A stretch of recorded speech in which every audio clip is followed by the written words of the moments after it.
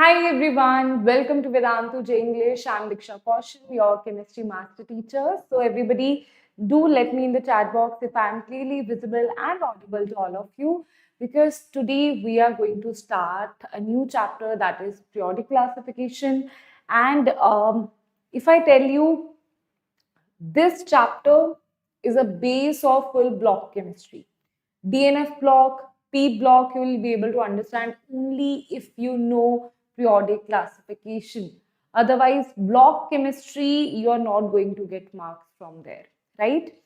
Then, if you talk about throughout chemistry, right, especially in organic chemistry and also organic chemistry and some parts of physical chemistry as well, right? This chapter is very useful, right? Because if you don't know about those elements which you're going to discuss in throughout chemistry, then how you're going to answer the questions, right? Okay, so this becomes very, very important for you. Usually students just ignore this chapter.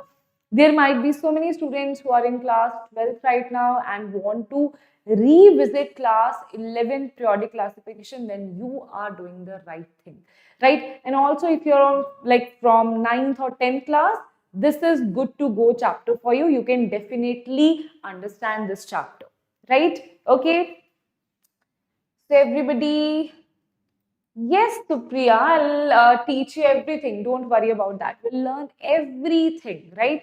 You must have seen my all chapters, right? I don't leave any topic, right? I teach everything in detail that you need, right? I understand that you are here for detailed lectures, and that's why we are not doing one shots, we are doing detailed lectures, right? Okay, now let's start.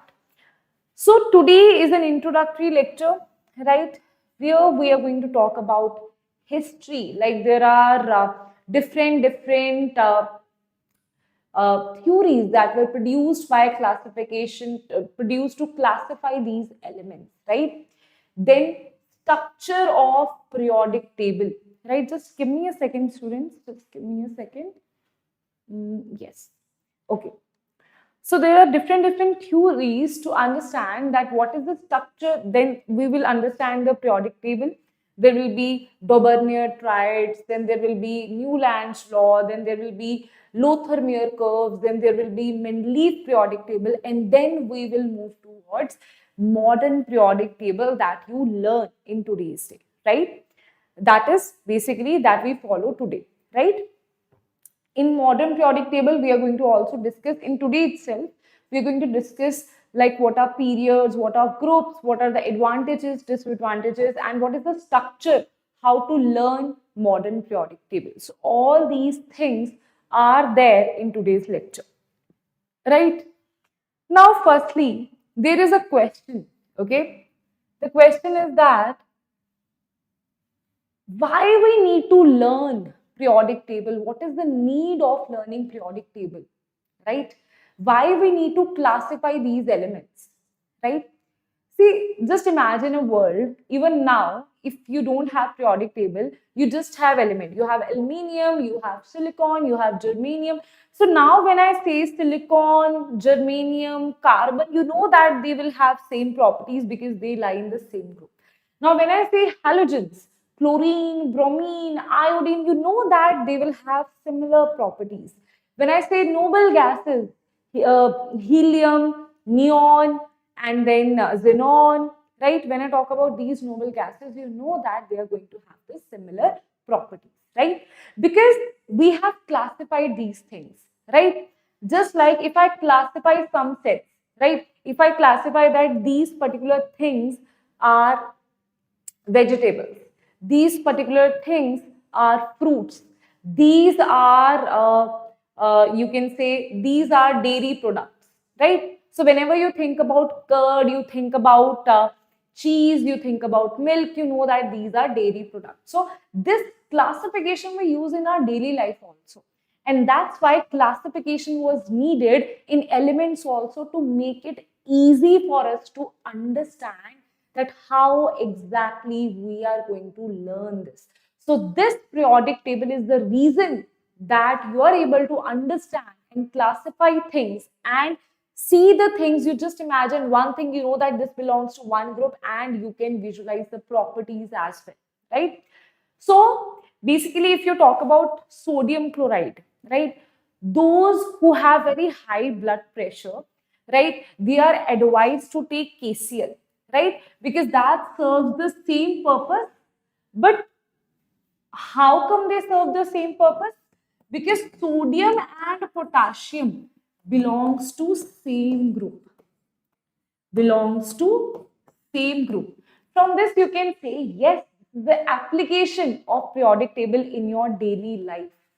In your daily life, this is the way you use things, right? You know that this one element is not there, but from the similar group, you have some other element, you can use that, right? Why? Because the properties are similar in the groups, right? That is about the modern periodic table. But how it all started? We have just now completed structure of atom. How we completed it? Structure of atom is a very big chapter. This will be completed in just 4 lectures. Don't worry about that. Right? Now, if you talk about structure of atom, there was Rutherford model, then firstly there was Thomson model, Rutherford model, Bohr model, quantum model. Now finally we use quantum model. Similarly, here also you will have so many things that we are going to discuss. But before that, students, this is the last class homework, that is from structure of atom. Here I have written the answer also, right? You can go through this. I have written the answer also. You can go through this if you have done it correctly or not. And I love those students who do their homework, right? Okay. Yes. Now, if you see this, periodic table is classified in such a way that the elements with similar properties are grouped together. We want to group the elements together. So this also have a history. Wait a minute. Let me just show you the history, okay? So firstly, we will study about Lavoisier, right? This also we will study. This is not that important. I just want to let you know that this is also something that happened, right? Then we will study about the Bernier triads. Then we'll study about Newland's law. Then Mendeleev law, and finally we will study about modern periodic table. See, next lecture is totally on the trends. Ionization enthalpy, electron negativity, electron gain enthalpy, then you have radius. All the trends I am going to discuss in the next lecture, that is tomorrow. So that is the reason today I'll be completing all the history, everything here, right? Okay, because I know that your exam is very near, so we also need to take that in account, right? So let's firstly talk about Lavoisier. So Lavoisier is very simple. He just said that, okay, there are metals, there are non-metals, right? He just arranged them in metals and non-metals. He arranged these are metals and these are non-metals. He grouped it into 2 categories, right? So metals, they have tendency to lose electrons. Non-metal will accept the electrons. Metals are electropositive. These are electronegative, and that's how he failed after discovery of metalloids. He was not able to explain these third kind of elements, that is metalloids, right? So that's where his discovery was failed, right? After that, we had the Bernier triads, right? So as it is clear from the name, triad means 3, a group of 3 people, right? So A, B, C. You are JEE aspirant. It's not a big deal to tell you that how will you take the mean. Yes, everybody, tell me. How will you take the mean? No, you are at right time. Yes, everybody.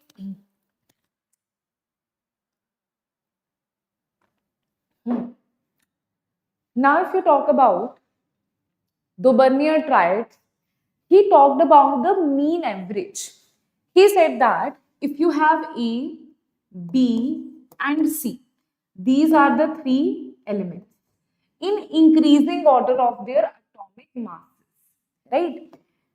He said that the weight of this B, the middle element, will be equals to the average weight of first and third element, right? So he just said that the average weight of first and third element will be equals to the second elements. And these are triads that we will have, right? So you can see the example here. This is lithium, sodium, potassium, right? So when you use 7 plus 39 divided by 2, that comes out to be 23, which was applicable here, right? This was applicable here, and he justified that lithium, sodium, and potassium is one triad. Similarly, you will have so many triads here, right? Now, middle element that I explained you, middle element of each triad has atomic weight of halfway between the first and third, right? So that holds true for this particular triad. And similarly, he also gave two more triads. So you can see this, there are three Bernoulli triads that he gave. He said that calcium, strontium, and barium, these are also triads. He said 40 plus 137 divided by 2 is approximately equals to 88.5, which is approximately 88. So that means this holds true for this one also. Then he said chlorine, bromine, and iodine. It was known at that point, okay? So it was not like suddenly 118 elements were known. In 2016, 118 elements were known, right? Earlier it was 31 elements, then 63 elements. Now 2016, it was 118 elements, right? Now, if you see this here, this plus this 35.5 plus first plus third give rise to approximately the middle element, right? Though it is not exactly same, but it is like approximately same, right? So we can see the drawback here only. It is not coming out to be exactly same. Here still it was the difference of 0.5, but here it is the difference of 1.25, which in chemistry is a big difference, right? So that means even though he gave his triads, right, still the limitations you can see over here, right? Moreover, right, there were discovery of other elements also, so that's why we need some other theory also. Now we are coming towards the third theory, that is Newland's law of octaves, right? So those who love like songs, right, they will find this very interesting. So Newlands was like he was in love with music, he was in love with chemistry. So he thought that why not to combine both of these things? See, we have seen so many, like have you seen that there are so many Instagram influencers, they love two things and they will collab two things and they will generate a new thing out of it. For example, let's say someone financed by Sharan, right? He loves acting also, right? So he acts really well. He loves giving knowledge of finance, right? So he combined these two things and make financial knowledge so interesting for people, right? So this is the thing. So how you love two things and you combine them together to make to make both of things very interesting, right? So similarly, he loved music, and from music knowledge, he knew that there is sa re ga ma pa dha ni sa, right? Okay, sa re ga ma pa dha ni sa. Thank God I'm able to speak it because of my throat. I thought I won't be able to. So, sa re ga ma pa dha ni sa. Sa re ga ma pa dha ni and sa. He was thinking that whenever you say sa re ga ma pa dha ni sa, that sa is coming on the first position again. That means eighth position is equal to the first position, right? Eighth position is equal to the first position. He said in a similar way, I will arrange the elements in the chemistry, right? So he arranged them like that. At that point, only these much elements were known. So he arranged it like this. Hydrogen, helium, lithium, beryllium, boron, carbon, nitrogen. Hydrogen, helium was not known. Sorry. Noble gases were not known. And that will become the limitation. Okay. I'll just write it here. Noble gases were not known. They were not known at that point, right? They were not known. Hydrogen, lithium, helium, you just deducted. Lithium, beryllium, boron, carbon, nitrogen, oxygen, fluorine. Sa, re, ga, ma, pa, dha, ni, sa. Re, ga, ma, pa, dha, ni, sa. Okay, got it? That's how he understood this. Now, he said that when you combine all the elements that are known at that particular point, when he was making his own theory, he said that in one particular row, one particular column, you will have the elements with similar properties. And you will see, interestingly, it holds true even now, right? So if you see lithium, sodium, potassium, now from modern periodic table, we know that they belong to same group, right? So he was like right at certain point, right? So if you see beryllium, magnesium, calcium, yes, they are also at the same point. They are also same. If you see this one, now you will see the demerit here. Now you will see the demerit. Can you see this thing that he placed boron, aluminium, which today we know this belongs to, wait a minute, which today we know this belongs to which group? This belongs to group number 13. And this belongs to, this particular thing belongs to D block. Today we know that they are transition. This and they don't have same properties. And at that point also they knew the properties at least. They didn't know about the elements, that groups, but they knew that they have different properties. So that's why the limitation of this particular theory was that it is holding true only till calcium. After that, it is not holding true. Till calcium, it is true. After that, it is not true. Right? So that was the demerit. That means the whole thing is a failure now. Right? But good part is he was able to explain this lithium, sodium, potassium, beryllium, magnesium, then boron, aluminium, then you have carbon, silicon, nitrogen, phosphorus, oxygen, sulfur. Till here he was able to explain, which is a very big thing at that point, right? But still, the limitations were that it was valid only up to calcium. Other limitation was failed for heavier elements. It failed for all the heavier elements there, right? That means after calcium, there will be more elements. It failed for that, right? You can't just say Sare Gama Padha Nisa is applicable for full 118 elements. It will fail for that, right? At that point, these many elements were not there, but still it failed for these elements, right? Now, next is very interesting. Now there will be fight between Lothar-Meyer and Mendeleev, right? So what happened here?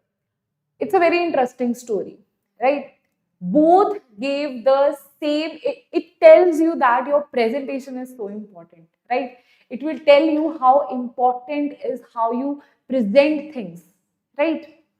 So, Lothar, see, simple thing is, if I am standing here, if I teach you in a way that will make it more complicated, no matter I am PhD, I am post PhD, you will be like, ma'am, please, I am not able to understand that, right? I am not a PhD in ma'am, please come to my level, right? Or maybe someone out there who is in 11th class, your friend itself, maybe he will be able to explain you better way because he is making it easy for you. Same thing happened with Lothar-Meyer and Mendeleev. Both said that we will arrange it in both gave us a law, periodic law that was based on the atomic masses, right? Both discussed that after a certain period, because of these atomic masses, like if you arrange it in increasing order of atomic masses, right, you will see some similarities here. That was the law that is based on atomic masses. Till now, everyone is talking about atomic masses. But you know what? What was the problem with Lothar-Meyer? Lothar-Meyer gave us this kind of curve. Lothar-Meyer gave us this kind of curve. Can you see this curve? Lothar-Meyer made it complicated for us, right? That's why very few students will know about Lothar-Meyer. We only know that there is Mendeleev, then modern periodic table, right? Because arranging it in a table was the idea of Mendeleev. And still, I feel bad for Lothar-Meyer. He did the same thing. It's just that the presentation was quite complicated. If I ask you to learn this, will you be able to do this? How many of you will be able to learn this particular thing? Tell me.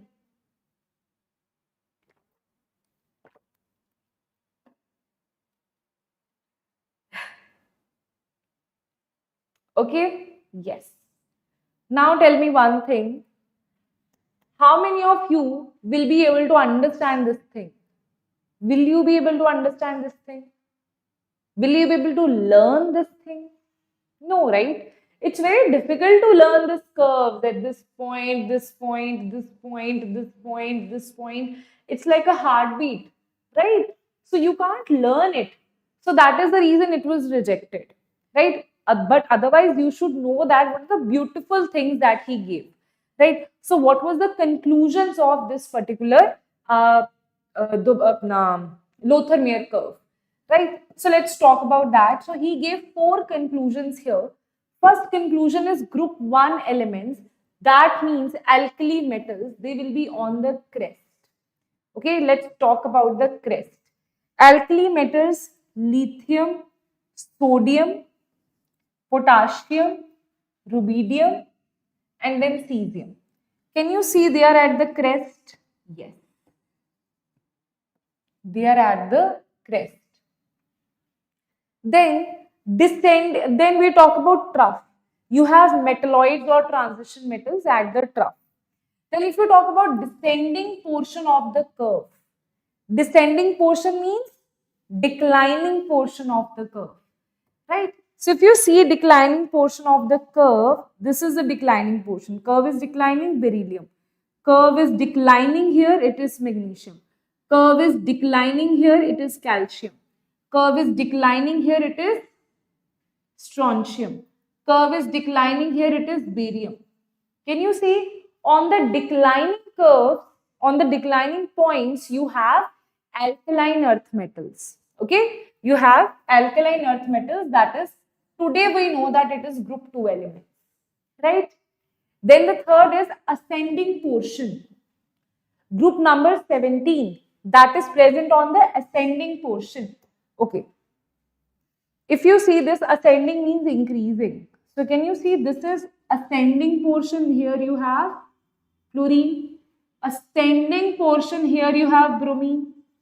You will say, ma'am, here also we have krypton. I know.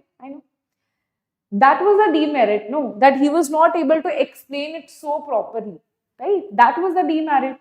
That's why we have to study Mendeleev.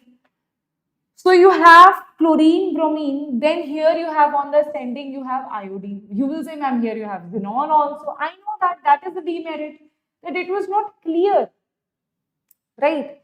Then he said that trough you will have metalloids or transition elements, right? He was not very clear with the justification, right? So he just said that on the trough part, that is, this is the trough part, you will either have transition elements or you will have the metalloids.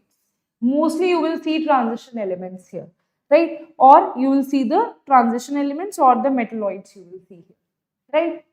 That was the Lothar-Meyer curve, right? But as you can see yourself, that it is very difficult to understand this curve, very difficult.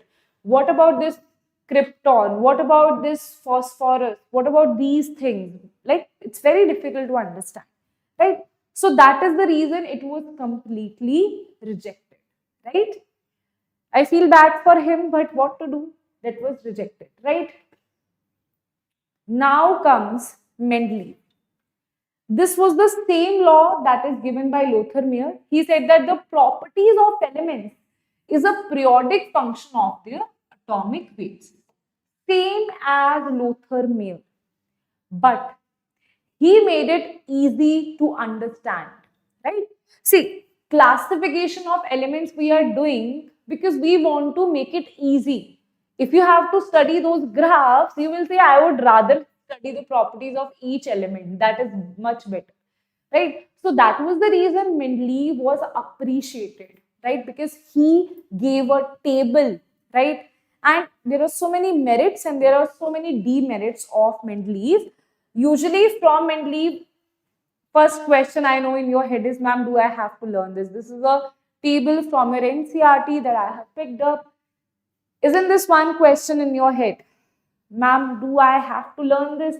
Are you asking me, ma'am, to learn periodic table and Mendeleev periodic table? No. I don't even ask you to learn modern periodic table. If I would have been an education minister, I would say that please give them students.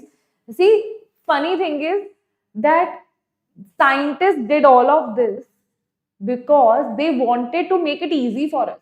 They were like, don't cram anything. Okay, I'll give you a table. You just go through that table. You will get to know about the properties, everything. Right? But the thing is, this you have to learn, right?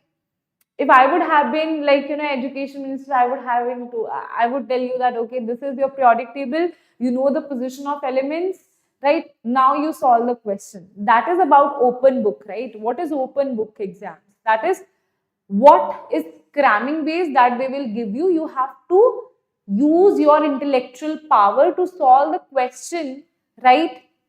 From the book itself, that will be hidden somewhere. So I like that concept, right? But if you talk about this Mendeleev periodic table, this you don't have to learn, right? You just have to learn some very, very important points from Mendeleev periodic table. It's important points, it's merits, it's demerits. Okay? Yes, everybody, do let me know if you are clear on this.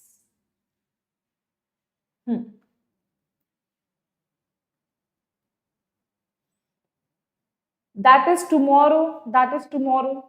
It is written in the live sessions itself. It is written there, okay? That is tomorrow. Now, what you have is, this is your Mendeleev periodic table, right? So it is a easier way, right? This one is actually tough. So I would suggest you to know at least this one. And this also you don't have to cram. I will give you the important points here, right?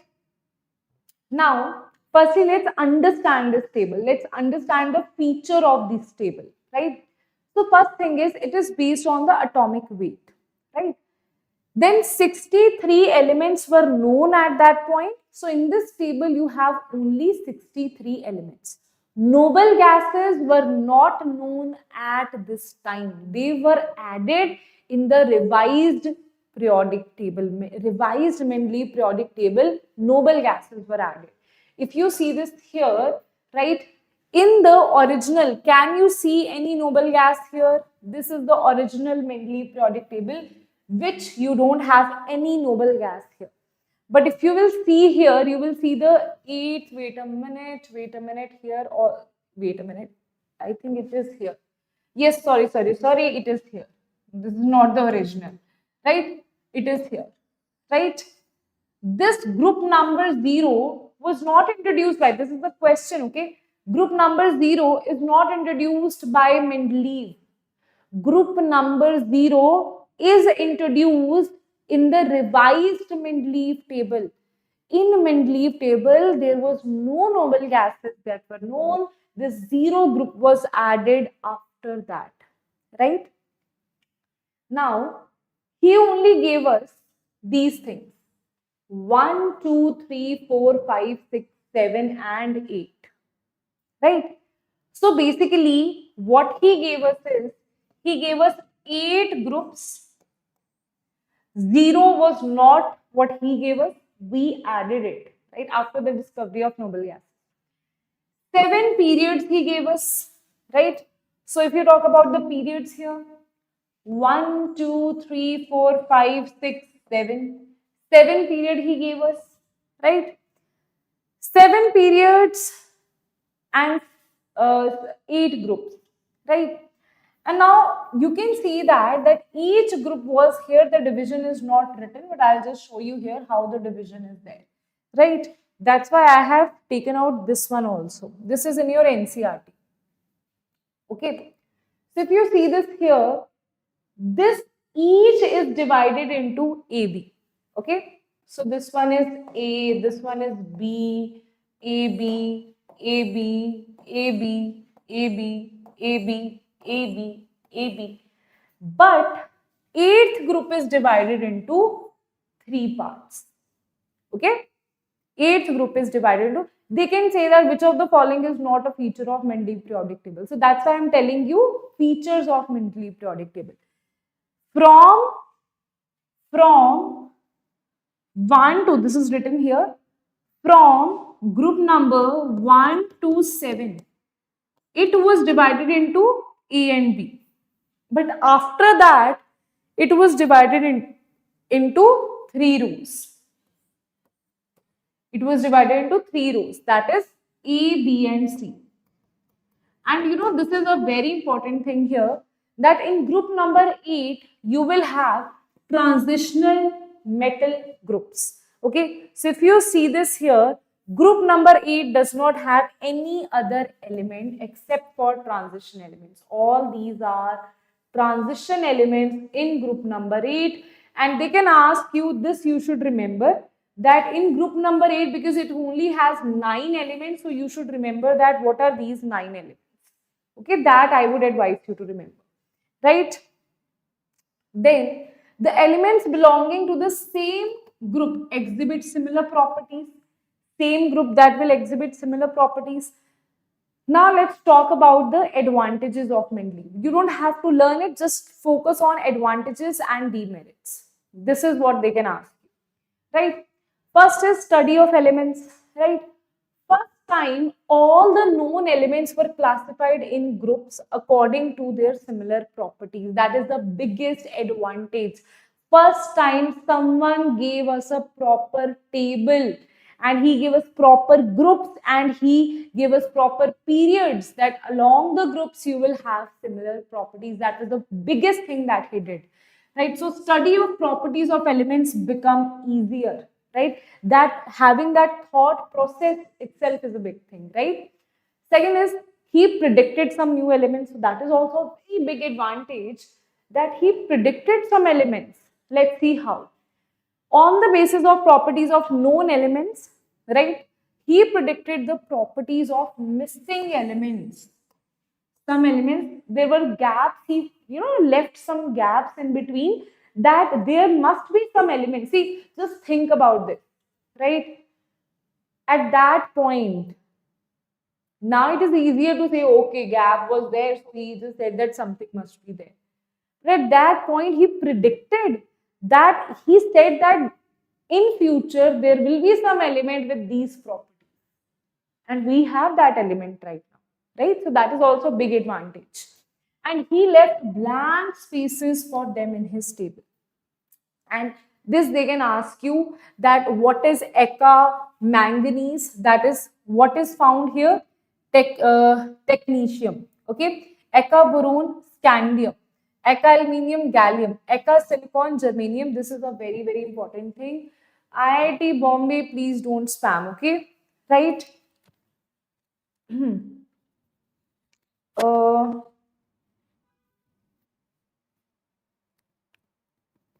Radioactive elements are not rejected, they are just difficult to study, okay? That we have already studied in DNF block, right? Actinoids have radioactive elements. It's not like we reject them, it's just that they are difficult to study, right?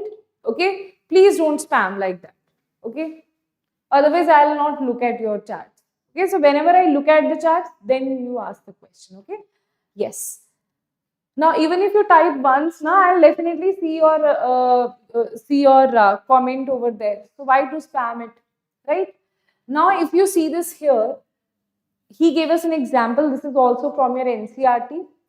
Eka aluminium, he predicted 68 and it came out to be 70. He predicted 5.8, it is 5.94. Same. Low, yes, it is low. He said that this Eka aluminium, the element that you will have here will form this kind of oxide, that is E2O3. It will form this kind of chloride. Now, you know the reason, because if you have ever studied the periodic classification, you know that this belongs to group number 13. So, valency is plus 3. So, that's why if you see element is plus 3 and oxygen is minus 2, so that's why it will have E2O3. Okay, and that is the reason it will have E plus 3 Cl negative, it had ECl3. Okay, in silicon, he predicted the same thing. He said that silicon, same it is coming out to be, as you can see, it is high. Yes, it is very high. Right, melting point is very high. Right, then oxide, actually, we know that it is belonging to group number 14. That's why E42 negative is nothing but E2O4, that is nothing but EO2. So this is what he predicted. And here it is E4 positives and this is Cl negative. So it is coming out to be ECl4, right? And this is what he predicted, right? So the properties that he predicted and the properties that are coming, all the elements from the periodic table to learn the chapter, ma'am. Priya, in modern periodic table you have to learn, right? Mendeleev you don't have to learn. Okay, modern periodic table you have to learn. Mendeleev, just remember some important points that I am telling you here. Okay. Next advantage is corrections were done in atomic weights of elements. These are the elements where he corrected the atomic weights. So, for example, in beryllium, right, if you see, I'll just show you the expected valency and the correct valency, right? This is the atomic weight. This is the valency. This is expected.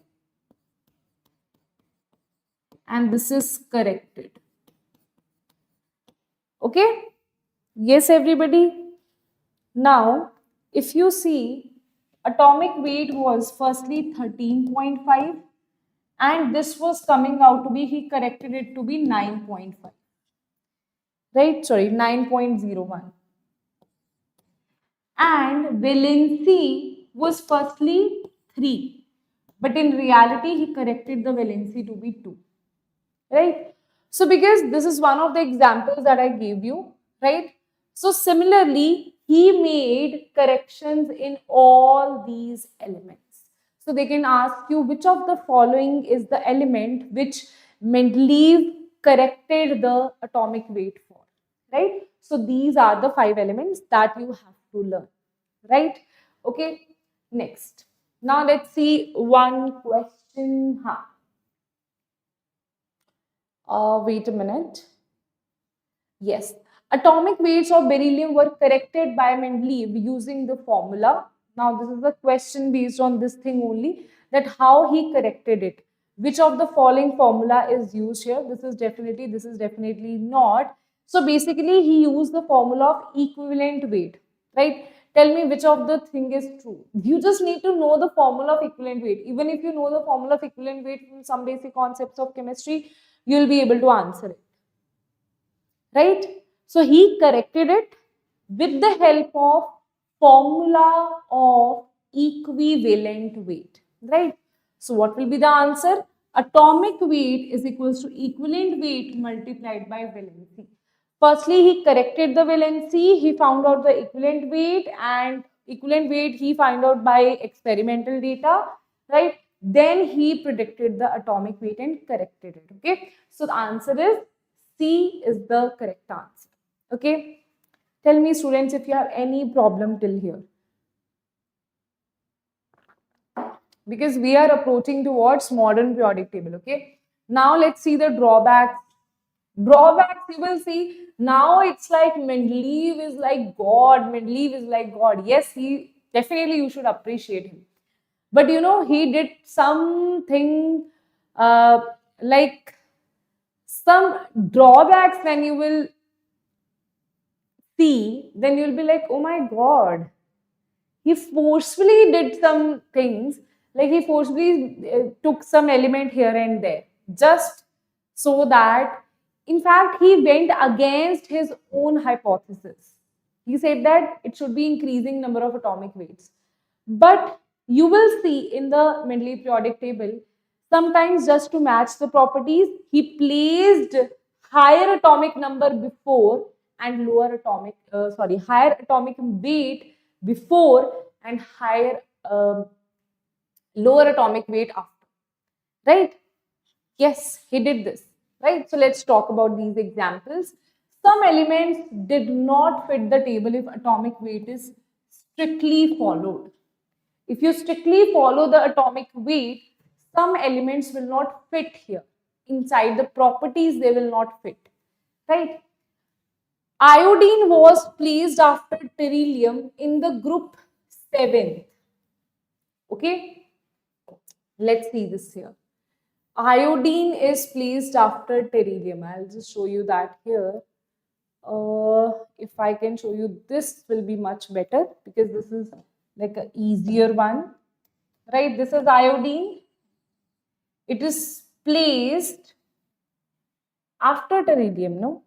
Before, it is written before or after. Wait a minute, let me just see. Can I do just one thing? Because no, I can't come back again and again here, right? So what I'll do, I'll paste it here, right? So that we can understand the drawbacks, right? Okay. So iodine was placed after, yes, that is true. Iodine is placed after beryllium. Can you see this? This is 128. And it's not like only one, there are other examples as well, okay? So this is 128. Can you see that? 128. And this is 127. So iodine should be here, beryllium should be here. Because you are arranging it in increasing order of atomic number. But he has placed 128 here, 127 here. So can you see? This is wrong, right? So he forcefully did this, right? Ignoring atomic weight, placed elements with similar properties together. Just ignore the atomic weights here. Despite being in the same group, some of the elements did not have same properties, right? And there are other examples also like this. If you see this thing, no, argon and potassium, no, because that is placed afterwards. Right, wait a minute. Let me see. Yes. Can you see this here?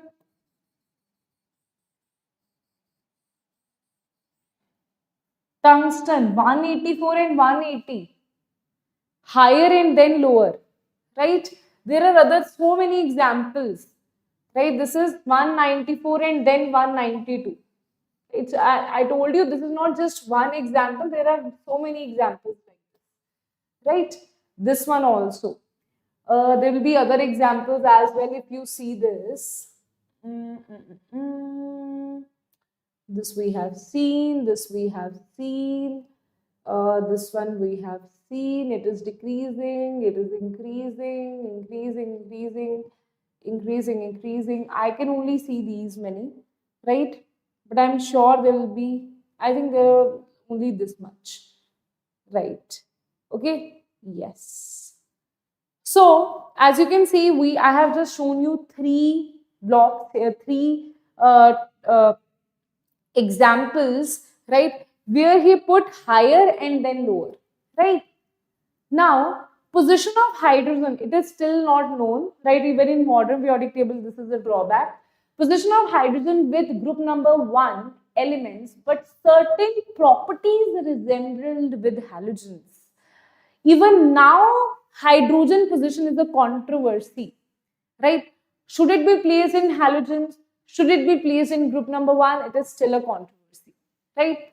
Mendeleev periodic table based on atomic masses did not talk about isotopes. See, big blunder, right? See, we know that isotopes means different atomic masses. Now, if he's saying that he's actually making this table based on the atomic masses, then hydrogen 1, hydrogen 2, hydrogen 3. That means hydrogen, deuterium, tritium. They should be placed in different blocks, they should be given different positions. Oxygen is also 16 and 18. Carbon is 12, carbon is 13, carbon is 14. Similarly, you have so many isotopes, and he has not talked about isotopes here. If you are arranging them in atomic masses, you should talk about isotopes. But as you can see, there is no talk about any isotope here, right? So that was another demerit. Mendeleev could not explain the periodicity could not explain the cause of periodicity. But why it is so? Firstly, periodicity was itself a question mark. Then even if it is there, then what is the reason that on increasing atomic masses, there is some link here? What was the reason, right? Because in modern periodic table, you will see the reasons, right? Modern periodic table has a reason for everything, right? But he was not able to explain this, right? And that was the biggest demerit. And now we have modern periodic table. Yes, students, tell me if you're ready for that or not, right? Definitely, our NEET students also can listen to this, right?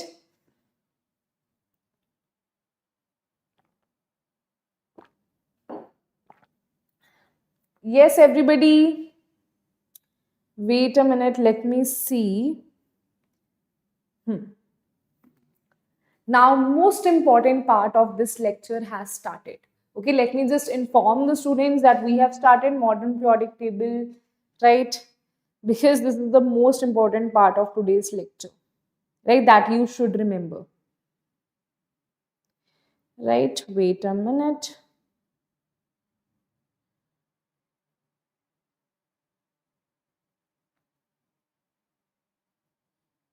Okay. Now, let's see this.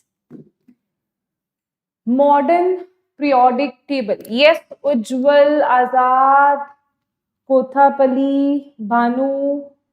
Yes. Dura. Yes, students. Tell me if there is any problem till now in the comment section if there is any problem. Okay. Fill the chats with green hearts if there is no problem. How's the Josh? Is it low? It should be high. Yes, students, so we are going to start modern periodic table, the final periodic table, the structure, how to predict the elements, nomenclature, prediction of period, block group, everything we are going to discuss in today's class. Okay? But sir, that's what I'm telling you. No, I'll tell you modern periodic table. I have just started it. Right? That's what I'm telling you. Sai, you are asking me that question. 30 minutes later, you are asking me the same question. That's what I told you that leave periodic table, you don't have to learn. Right? Modern periodic table, I'll tell you how to learn. That's why I'm saying that be in this class and be attentive. Right? Okay? Yes? Now, everybody ready? There is no point of distraction at this point because this is going to form a base of your entire chemistry. This chapter usually students take very lightly, and this is the biggest mistake that they do. Taking periodic classification lightly is the stupidity that you will do for chemistry. Trust me, right? So let's understand modern periodic table very systematically. You will understand, and I promise you that if you learn it properly with me and do the practice that I'll tell you, I'll give you an exercise to do that in 30 days, you will be able to draw it. Daily you have to do that. I'm saying what is practical. I won't say after this class, you will be able to learn the periodic table. That's not possible, right? You are not AI, you are not robots, right? You are human beings and we take time to memorize things, right? So I'll give you some exercise that you will do daily. 5 minutes you will have to do that on daily basis. In the end, I'll give you that. And you will be able to draw the periodic table yourself. And students, if you are able to draw periodic table yourself, there are some sections that you should be able to do that. No one can beat you in chemistry. No one can. Especially inorganic chemistry and especially block chemistry will be in your hands. Okay? So, how it all started? It started with Henry Moseley's experiment. Henry Moseley observed regularities in the X-ray. Now, what is this X-ray now, ma'am? What is this physical chemistry you are adding in inorganic chemistry? Right? That is the question. Okay. Now, let's understand this thing. Guys, please don't spam, okay? Please don't spam. If you've written it something, I'll see that after 5 minutes. First, let me explain, okay? Just say yes or no. When I ask you to, like, if you have any doubts, then write it down. Okay? Right? Let's see.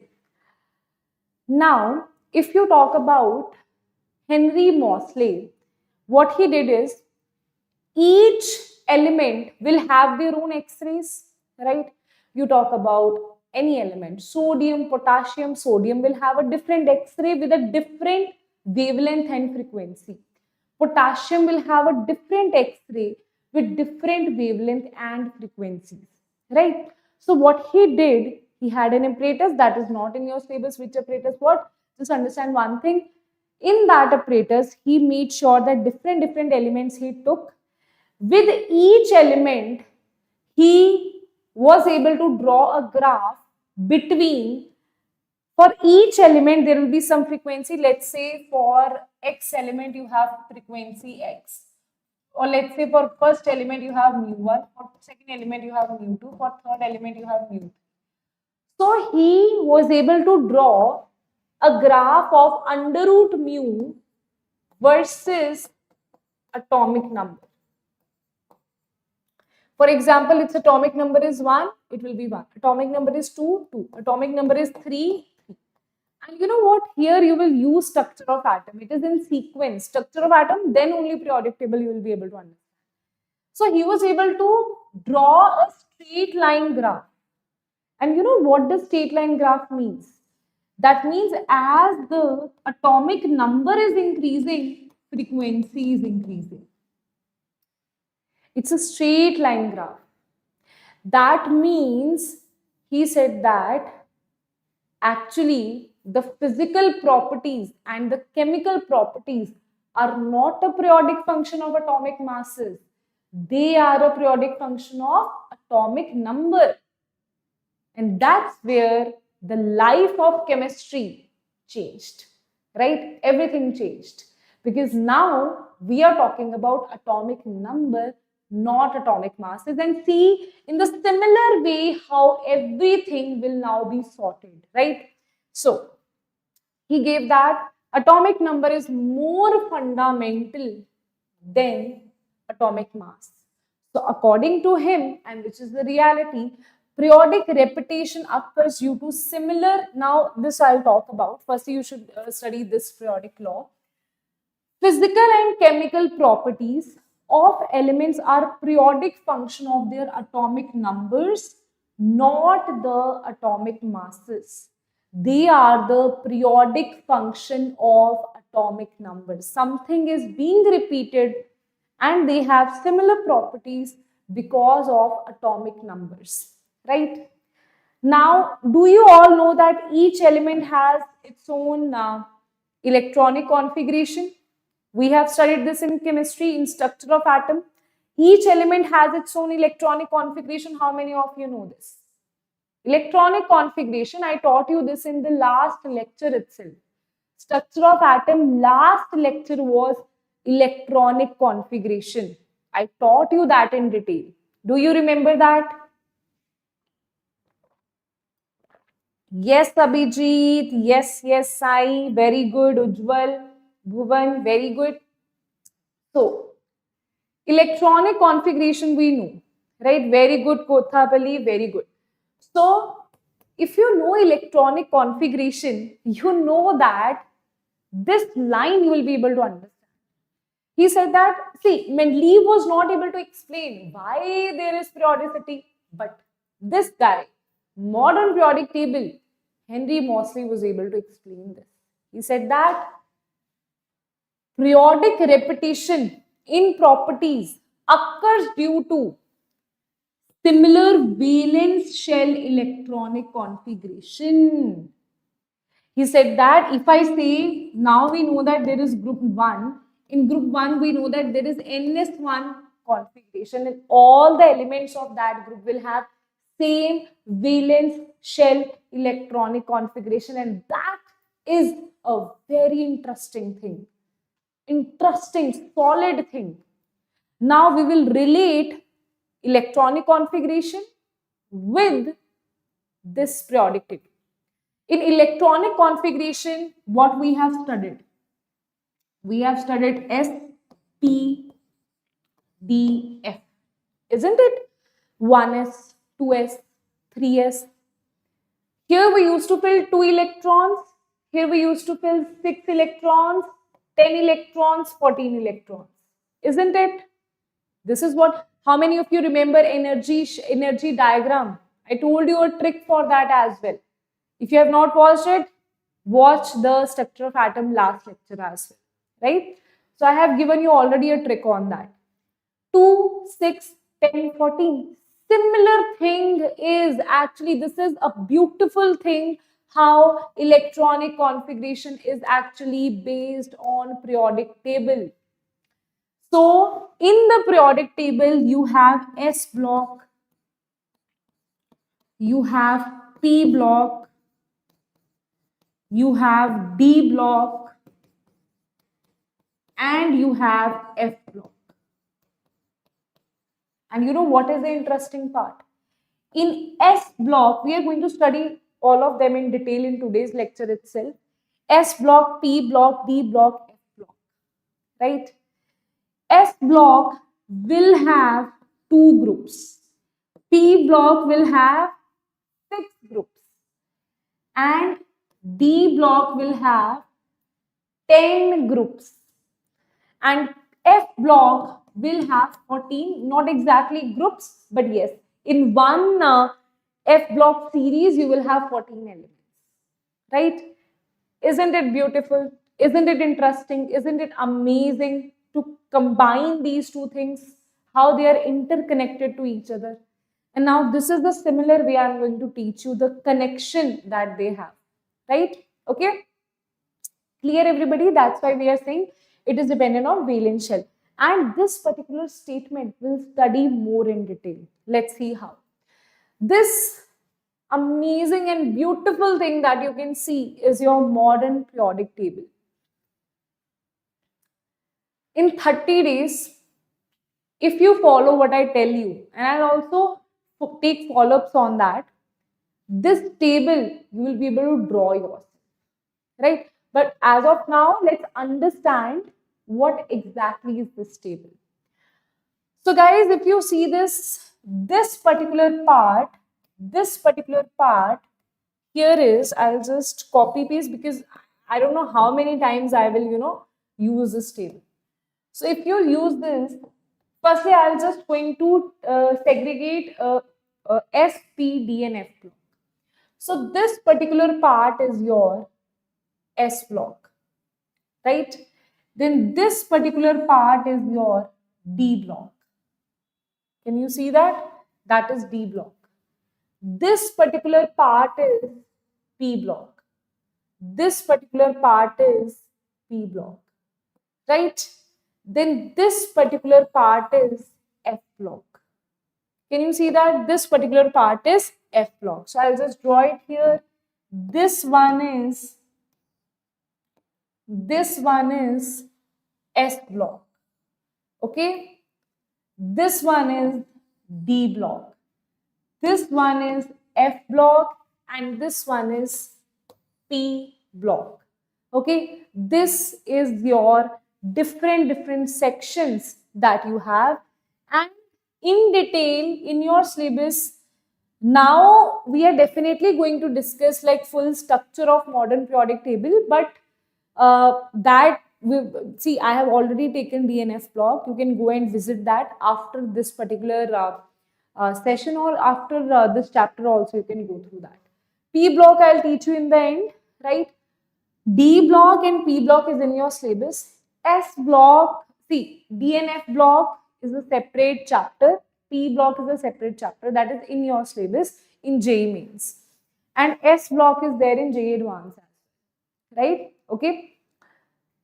Now, if you see this here, but ma'am, if it is already there, then why we are studying it here? Because now we are going to study the basics, the structure of this table, right? The basic trends of this table, right? So that we can apply it in other these two chapters, right? We will not teach you that again, right? If we are teaching you here, we will not teach you that in block D and P block, right? Now, if you can see, this is the first group.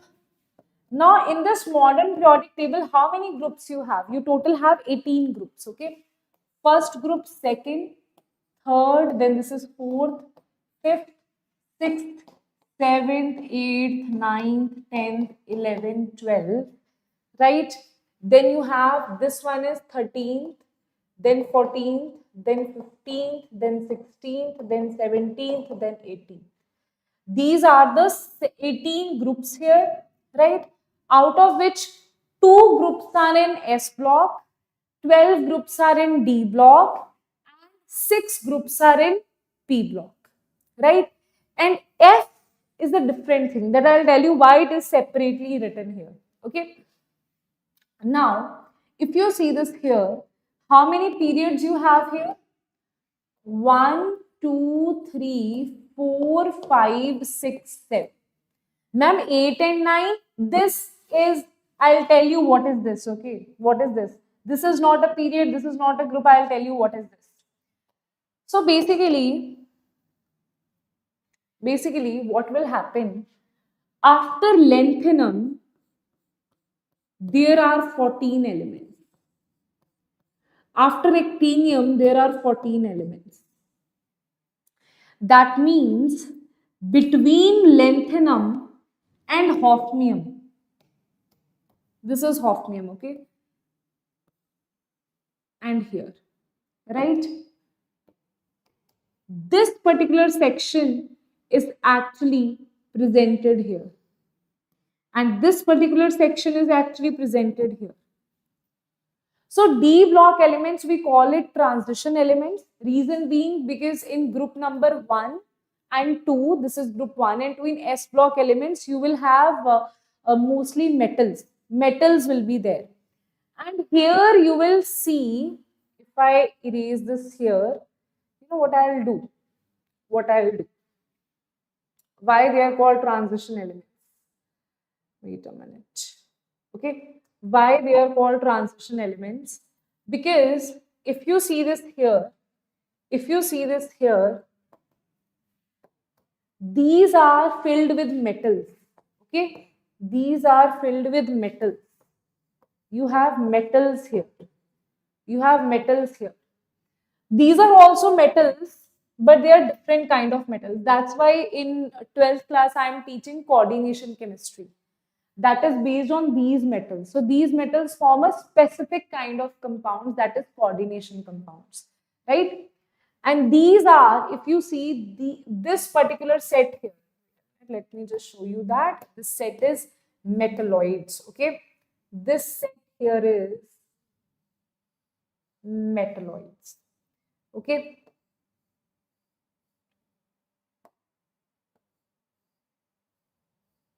This particular set here is metalloids, right? And this particular set here will be, if you see this set here, these are non-metals. These are noble gases. This group number 18 has noble gases. Group number 18 has noble gases. Inert gases, they don't react with anything else. And this particular set is metals. And that you see here that one student was saying, ma'am, why we ignore radioactive elements? These are very difficult to see the properties. Thank God they are not in your syllabus, right? Otherwise you will go crazy, right? So that's why we don't write it as such. You don't even need to remember these, right? So this is what I wanted to show you, that this is actually a transition from metals to non-metals. So that's why these are called as transition elements, right? That is the reason these are called as, and this will study in D block, that here zinc, cadmium and mercury, these are just D block elements, they are not transition elements. The reason will, I'll tell you that in D block, okay? So as of now, these are transition elements, most of them transition elements. And in between, as I have shown you, between hafnium, can you see this is 57, this is 72. So this is 58 till this is 69, 71, 69, 70, and that will be 71. So this will be 71. Yes, this is 71, right? 58, you will see 59, 60. If I just draw it here, 58. What is the pen that I should use that you'll be able to see? 58, 59, this is 60, 61, 62, 64, 65, 66, 67, 68, 69, 70, 71. Can you see this one is nothing but this is 57. This is 72. So from 58 to 71, you have inner transition elements. So these F block elements are nothing but they are inner transition elements. What they are? Inner transition elements. They are between this lanthanum and hafnium. The reason also I'll explain you. That is based on electronic configuration. One by one we are going to see. Right? And here you have between actinium and Rutherford. Oh, this is Rutherford. Okay, this is Rutherford element, right? You have these actinoids. So these after lanthanum are called lanthanoids. After actinium are called actinoids, right? Okay, understood everybody? After lanthanum, in between the inner transition elements are called lanthanoids and these are called actinoids. Now, if someone asks you, lanthanum belongs to which group, which block? Usually students say lanthanum, it belongs to F block, ma'am.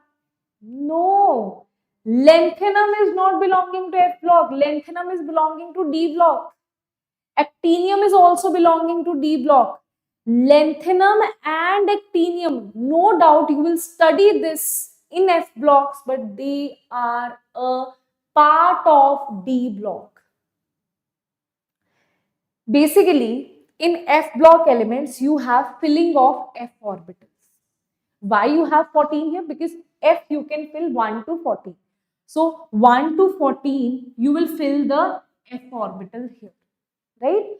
Here you fill 4f orbital, okay, just for your curiosity, and here you will fill 5f orbital, right? And that is the reason this is called 4f series and this is called 5f series. Now in lanthanum and actinium, you don't fill 4f and 5f. In lanthanum, 4f is 0, no electron in 4f. In actinium, 5f is 0, no electron in 5f. So that is why they are belonging to D block only. But next is, okay, one thing I can write here, that lanthanum and actinium belongs to, okay, I can write for this one, right? Okay. I think what we can do is we can just ignore this part and we can write till here, right? We can ignore this part and we can ignore this part, right? Because at this point we are focusing on this thing, right? Okay. Now, can I just write here that lanthanum and actinium belongs to D block. Okay? Lanthanoids and actinoids. Lanthanoids and actinoids. They belong to F. Now, if they ask you the group number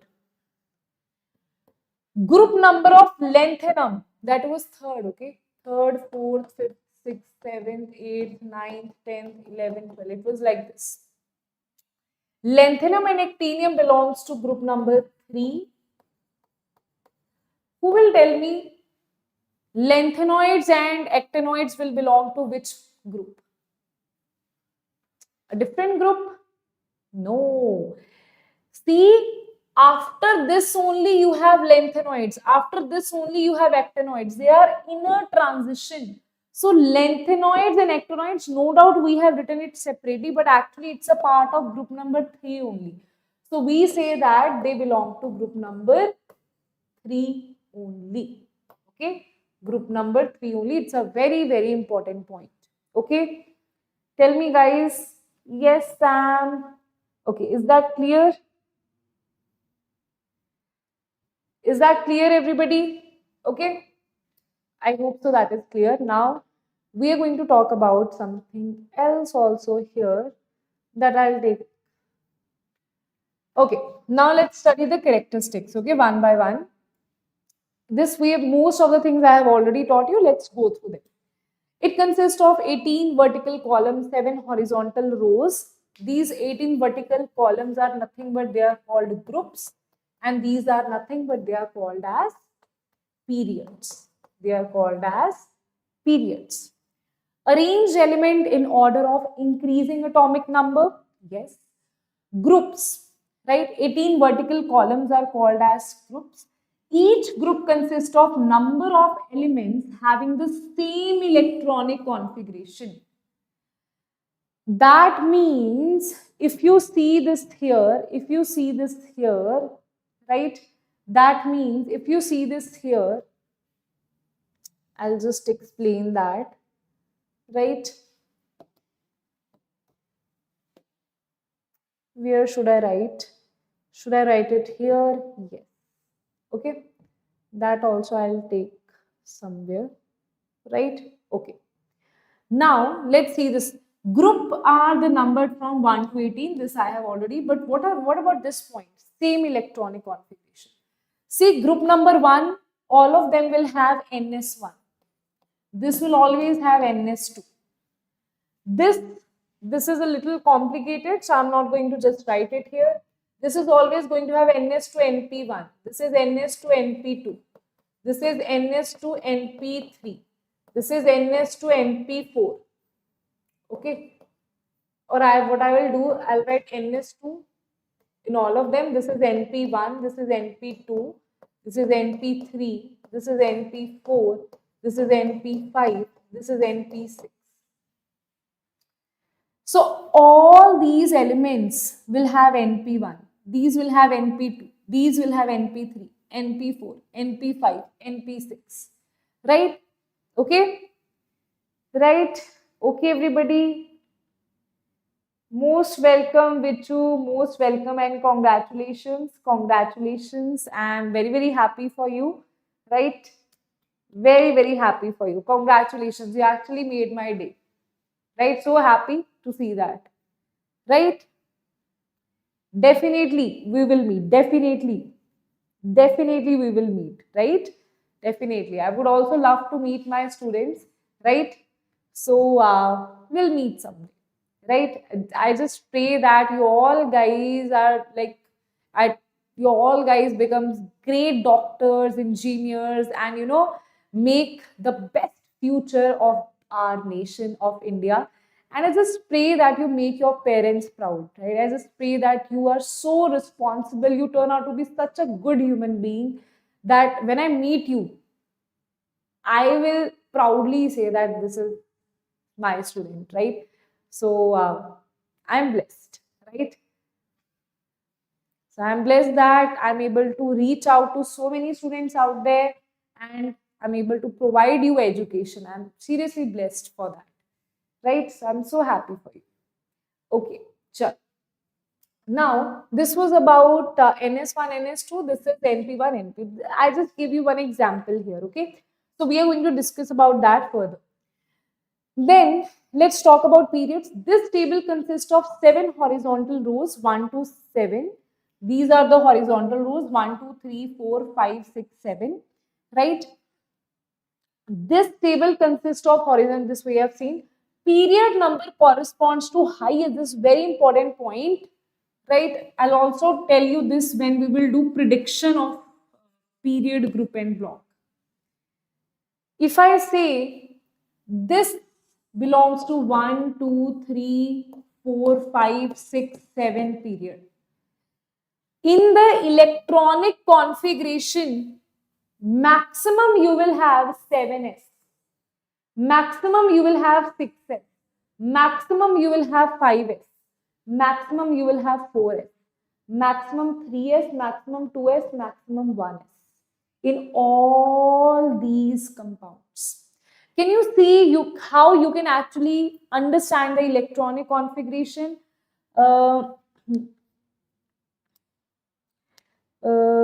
Help my juniors also to enter JITMER next year in English channel, ma'am. Thank you so much, Vishu. This is such a blessing. I'll just take a snap of this, right? Because you actually made my day today, right? You actually made my day today. I'm so happy to know that. So happy. Happy thinking also should get in life, ma'am. Take care of your health. Good night, ma'am. Pandu Warriors assemble, guys. Yes. Pandu Warriors. Thank you so much, Vishu. That's such a sweet thing that these guys, even after passing out, they, join the live sessions just to appreciate their teachers. That's the kind of students that we need. Right? Thank you, Vita. Thank you so much. Right? And I wish you all the best and all the blessings of this world for you. Okay? Yes. Now, are you able to understand this thing? The period number will represent the maximum principal quantum number in your electronic configuration, right? If I say, what is the electronic configuration of sodium? 1s2, 2s2, 2p6, 3s1. Maximum principal quantum number is 3 and that is the period number, right? Okay, maximum n max is or what I'll do here. What I'll do here? Will be like, ma'am, have you gone crazy or what? Right? Let's wait a minute. Okay. Groups we have done. This is period no. I'll just represent it here. Right? Because I just want that everything that you're saying, you just see this from this perspective. I just don't want to teach you in theoretical way. Right? This, let's say sodium. Sodium is 1s2, 2s2, 2p6, 3s1. We know that n max is 3, which is nothing but the period. Which is nothing but the period. Let's talk about cobalt. Okay. Cobalt is nothing but argon. See that I have already told you how to write it. Argon 4s2 3d7. Can you see maximum here? Maximum principal quantum number is, I'm not saying last, I'm saying maximum is 4. So n max is 4. So you can say that is your period. That becomes your period. Let's talk about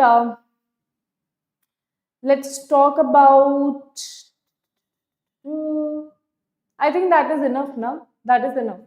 Let's talk about helium. 1s2. So it is belonging to first period.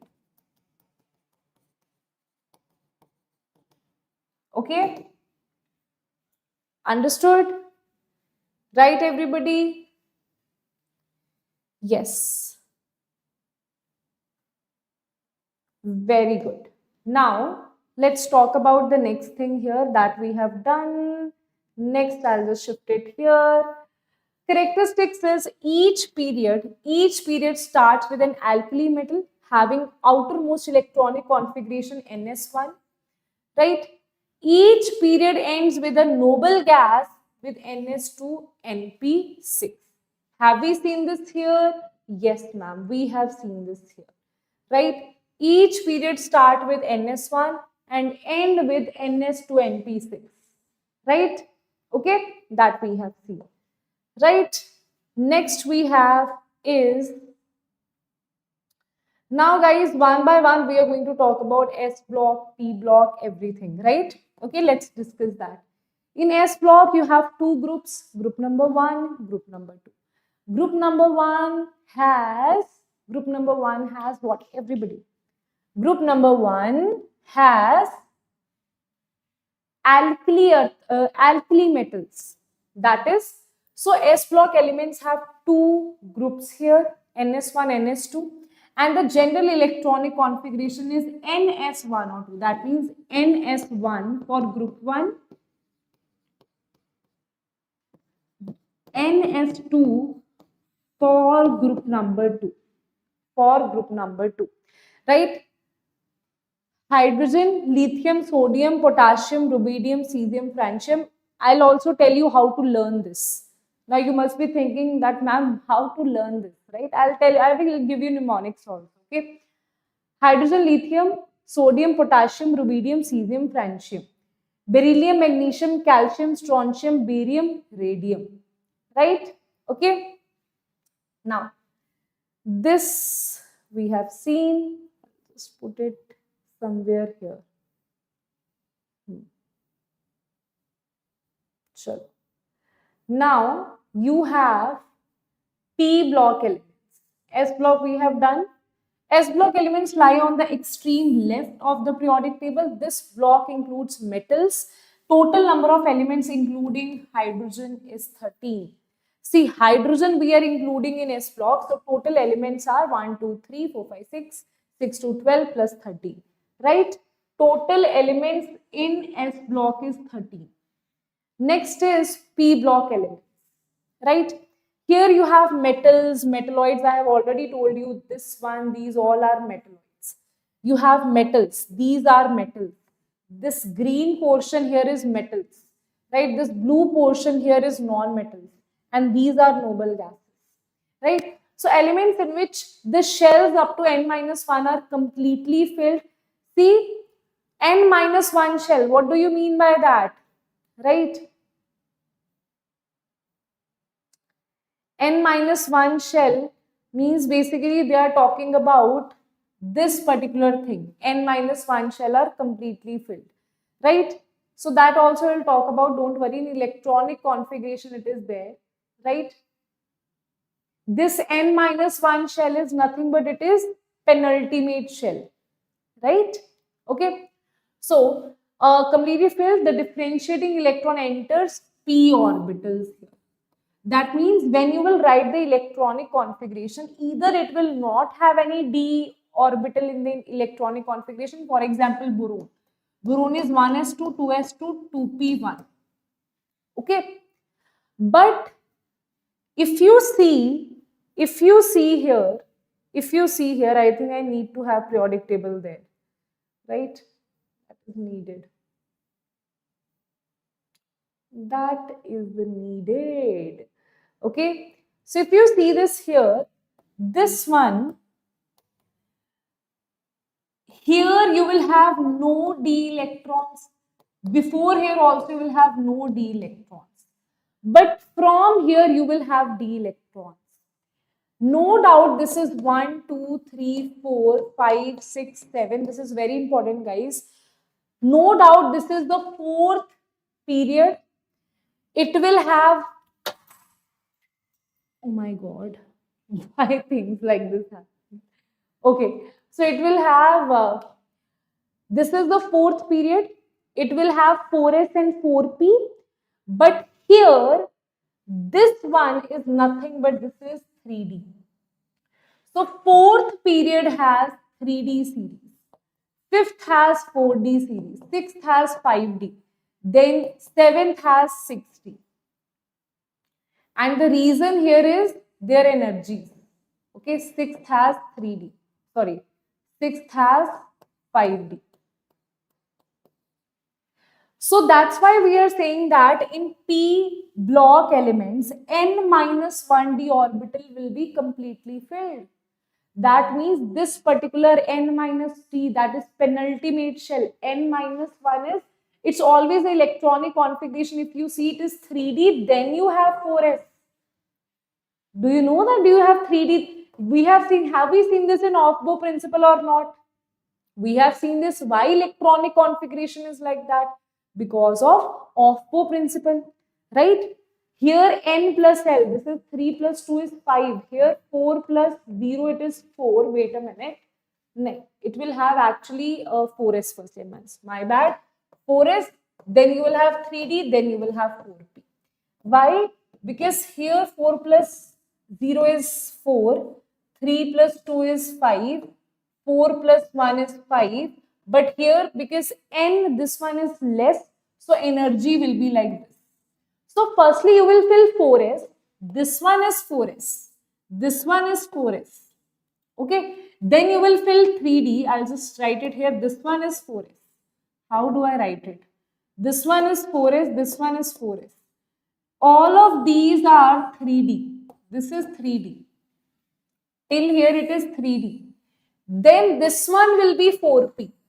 Here you will fill 4p.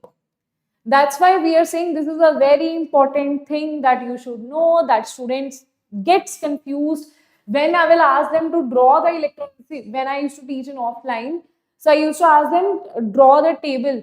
You know what silly mistake they used to do? They used to write this 3D over here before aluminium. Zinc is before aluminium. Aluminium is 13 atomic number, zinc is 30, zinc is before aluminium, right? Then they used to ask me, ma'am, why this is 3D? Because of off-bow principle. The energies are like that. That's why this particular thing, that is in 4 period, you have 3D series. That's why we are saying n minus 1 d orbital. This is your penultimate shell. Penultimate, that is completely filled, because obviously 4s and 3D will be filled, only then you will have 4p, right? Similarly here 5s and 4D will be filled, only then you will have 5p. Similarly it goes on, right? And here you will have the addition of 4f and 5f. Okay, that is also because of electronic configuration. General electronic configuration is this, except for helium, that is just 1s2. Helium is placed here because it's a noble gas. It is placed here because it's a noble gas, right? Then 13 to 18 are p block elements, right? Then now let's talk about another thing about p block elements. That is, p block elements lie on the extreme right of the table. This includes metal, non-metals and metalloids, as I have shown you here. Total number of elements are 37, right? Now this is d block elements. See guys, d block elements, no, it is, you will study this in detail, right? So I'm going to give you like some important things about d block elements. First thing is the general electronic configuration is the element in which outermost nth and penultimate shell are incompletely filled. The differentiating electron enters in n minus 1d orbital.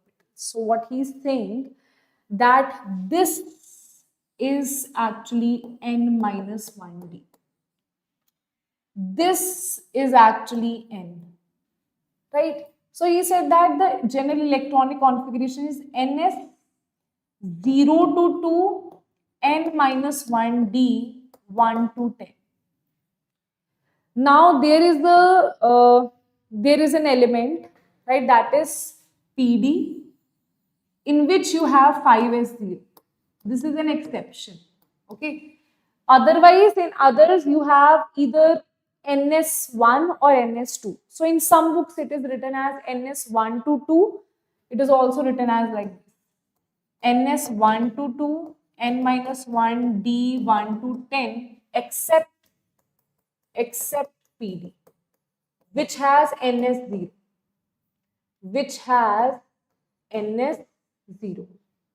Okay, so it is also written like that, right? So both are correct. Next is those elements which have partially filled d orbitals or definitely 1 to 10 in neutral or this state are called transition elements. As I told you, what are transition elements? Zinc, cadmium, mercury are non-transition elements. You know what is the reason?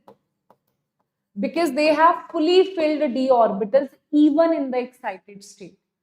So even in the excited state, at least if you have partially filled d orbitals, that will be transition elements. Otherwise, it will be, see, transition elements also will discuss about this in coordination, because in coordination you will learn about sets. Those who have already learned coordination, in coordination because of T2G and EG, there is transition, DD transitions. That is why they are called transition elements, right?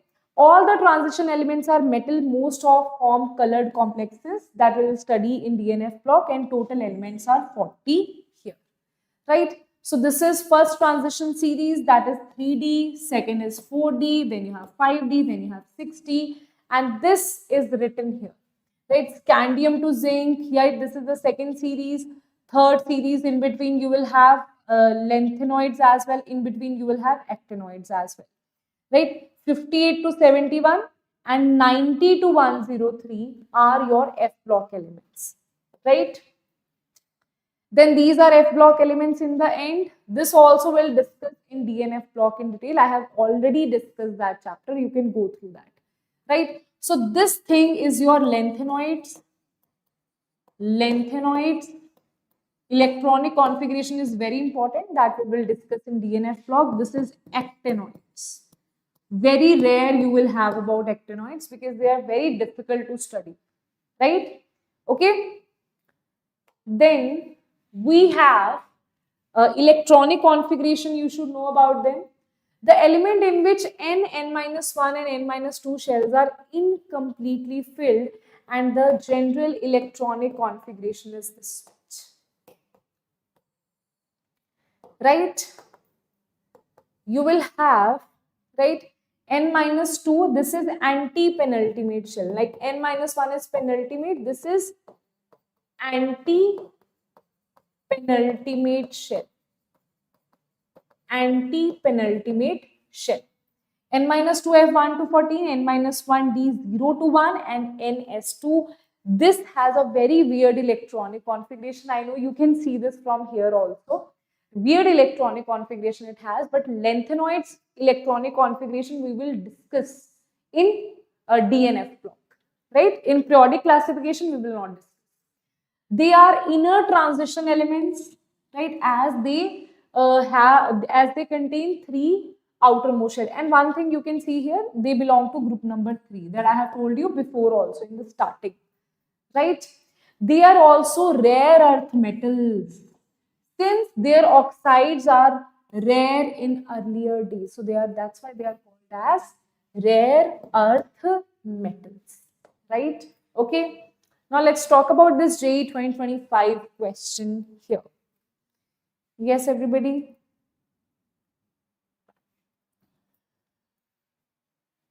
If you see this here, it is about which of the following statements are not true about the periodic table? The properties of elements are periodic function of atomic weights. No. Properties are function of atomic numbers. This is 2025 question. I'm surprised by that. Elements having similar outer electronic configuration are arranged in same period. Period does not have same electronic configuration. Group has, right?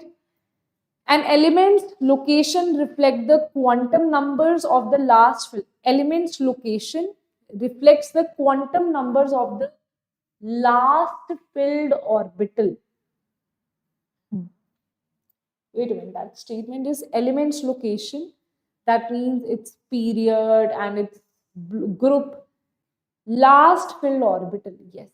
Last filled orbital, it will tell us if it is belonging to D block, then last fill will be D orbital, right? If it is belonging to F block, last fill will be F orbital, right? That is true. Number of elements in a period is same as number of atomic orbitals available in energy level that is being filled. Number of elements in a period is same as number of atomic orbitals. This is actually the combining structure of atom in this. Number of elements is same as number of atomic orbitals available in the energy level that is being filled.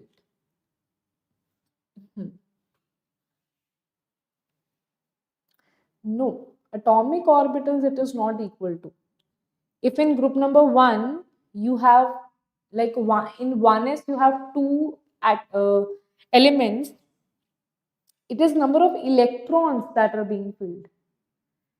Number of elements in a period is same as number of atomic orbitals available in the energy level being filled. I think number of electrons it should be. Yes. Okay. So that is not correct. Because it should be number of electrons. If you see 1s, okay, so I'll just show you that here. Right? Again, you have your table. Yes, I'll again show you the table. Right? So this is the table. See, without table, it's very tough to even, that's why I'm saying that either you should be able to draw an image of the table in your mind. Right? So he's asking us to calculate the number of orbitals. Right? Number of orbitals you can calculate. See, this is 1s. It has 2 electrons, so that's why you have 2 here. Over here, you have 1s2, 2s2, 2p6. In second, n is equals to 2, you have 2s and 2p, which total corresponds to 8 electrons. 8 electrons. So 8 electrons can be filled, that means 8 electrons are there. In third energy shell, you have 3s, 3p and 3d. But 3d is not there in the third period. So that's why it will also have 8 electrons and 8 elements. 4 belongs to 4s, 4p and it will have 3d as well. So it will have total 18 electrons because you will add 10 here. And because in fifth period you will have 5s, 5p, you will have 4d,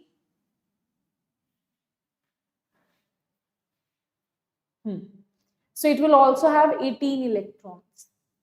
In 6s, you will have 6s, 6p, 5d and 4f. So that's why plus 14, 18 plus 14, so it will be 32. And here also it is 32. So can you see 2, 8, 8, 18, 18, 32, 32, these are the elements. And I have included, if I talk about this one, I have included F block elements, inner transition elements also I have included. But sir, can you tell me what are these things? 2, 8, 8, 18, 18, 32, 32. These are nothing but these are called the magic numbers. Okay? 2, 8, 8. I just showed you how I came up with this. And these are called as magic numbers.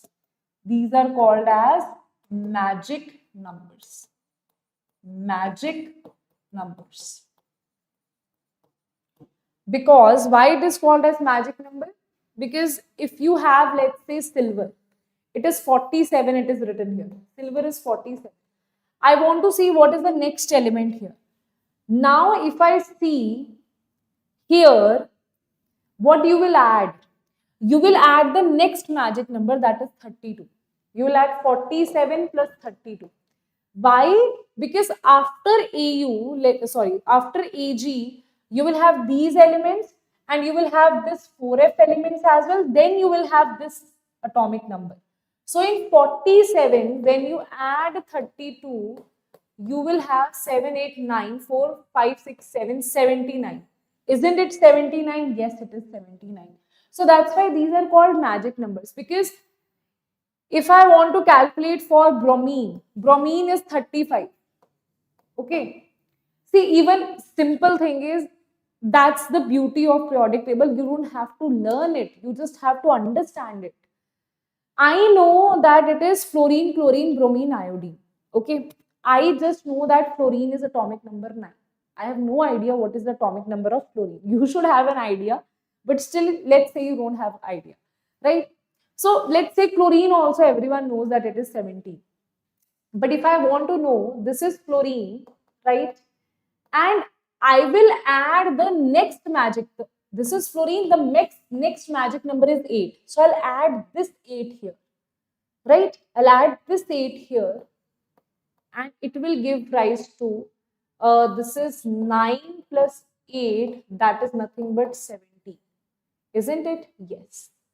Now, after 17, I want to know the next number. So I'll add the next number here. So 17 plus 18, I want to know fluorine, chlorine, bromine. What is the number of bromine? So 7 to 14, 15, 35. Isn't it 35? Yes. Ma'am, I have no idea, ma'am, what is the atomic number of iodine? Okay, fine, no issues. You add 18 here, no? Add the next magic number, right? So this is 35. You add 18 here. You will have 35 plus 18 is what? 8 plus is 12, 13. 4, 5. This is 53. Isn't it 53? Yes, it is 53. So that is the beauty of magic numbers, right? That modern periodic table is not even asking you to cram. He just said that you should know fluorine, chlorine, bromine, iodine. You know atomic number of fluorine? Iodine also you can know from the magic numbers. But for that, I am not saying you should remember the atomic number. I am saying remember first to 20 atomic numbers, right? At least 130, till 30 you should remember the atomic numbers. Till here you should remember. Okay? You should remember the magic numbers, and you should be able to locate the elements. That this is fluorine, chlorine, bromine, iodine. This is helium, neon, argon, krypton, right? This is bromine, aluminium, gallium, bromine, I'm saying this is boron, aluminium, gallium, indium, and thallium. This you should know.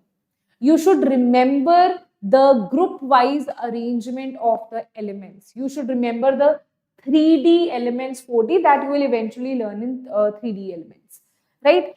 You should know the group wise so that you can remember the, understand the atomic numbers, okay? Got it? I think that is super clear to you, right? Okay. Now, this is the way to remember the atomic, this is the way to remember the periodic table, okay? So this is what I have made in English, right? With the help of obviously ChatGPT, right? So I have tried to make it easy for you, right? So let's see. I'll also tell you in Hindi how I learned this.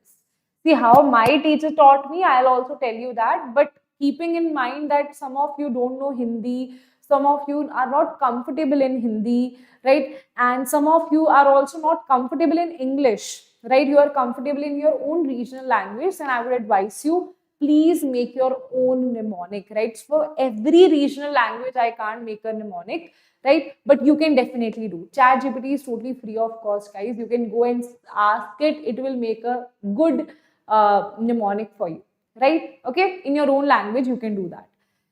Now, if I say how I remember is, Hi Leena ki Ruby say friendship, right? This is in Hindi. And you can also learn it, highly naive kids. Highly. H Lee. Naive, new kids. New kids rub cat's fur. Okay? Then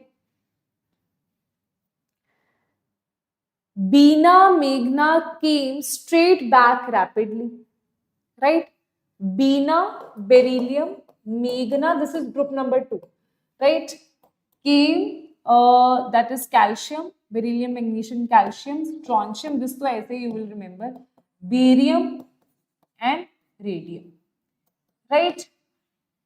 In Hindi, we usually remember it by beta mange, car, scooter, baap, razi. Okay. Then next is group number 13, baguette. Just remember baguette. Simple, easy, baguette, even easier than mine. Right? Baal gaye Indian tel. This you don't have to remember. This one you don't have to remember. Okay? Baguette, boron, aluminium, gallium, Indian thallium. Okay? Group number 30. Group number 14 is Kasi gaye Sant Prabhu in Hindi and in English. Cute sisters get small tiny problems. Cute sisters get small problems. Small and tiny, right? Small is the symbol and tiny, we know that this is the symbol of tin. This is the symbol of tin. Symbol of tin is SN, no? So that's why you can remember it like this. Cute sisters get small problems. Usually cute people have small problems, right? No, cute people have big problems, guys. Okay, I'm considering myself cute here. So now, next is group number 15, Napi Aisi Sharab Bhai. Okay, or you can say, new police assigns subordinate Bikram on duty. New police assigns subordinate Bikram. On duty, you can ignore also. Subordinate Bikram only, that's fine, right? Just remember till subordinate Bikram. So these are very easy mnemonics for you to remember. Okay, trust me, that took a lot of time. Even ChatGPT was not able to give clear answers. I brainstormed with ChatGPT that please give me easy mnemonics for my kids to remember at least, right? Oh, that was a task. Next is group number 16. Us se tepo, or a better one is, oh, Seema sent the post. Oh, Seema sent the post. Oh, Seema sent the post. Easy. Next is group number 17. Fluorine, chlorine, bromine, iodine. I don't have any mnemonic for that. How I remember is as it is.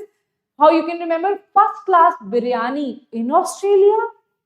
In Australia, you are getting first class biryani. Very nice. First class biryani in Australia. After that, you don't have to remember.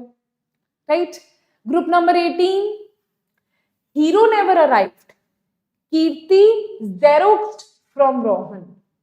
Hero never arrived. Kirti xeroxed from Rohan. Hero never arrived. Kirti xeroxed from Rohan. Or you can say, Kirti, you don't even write that. Okay. Hero never arrived.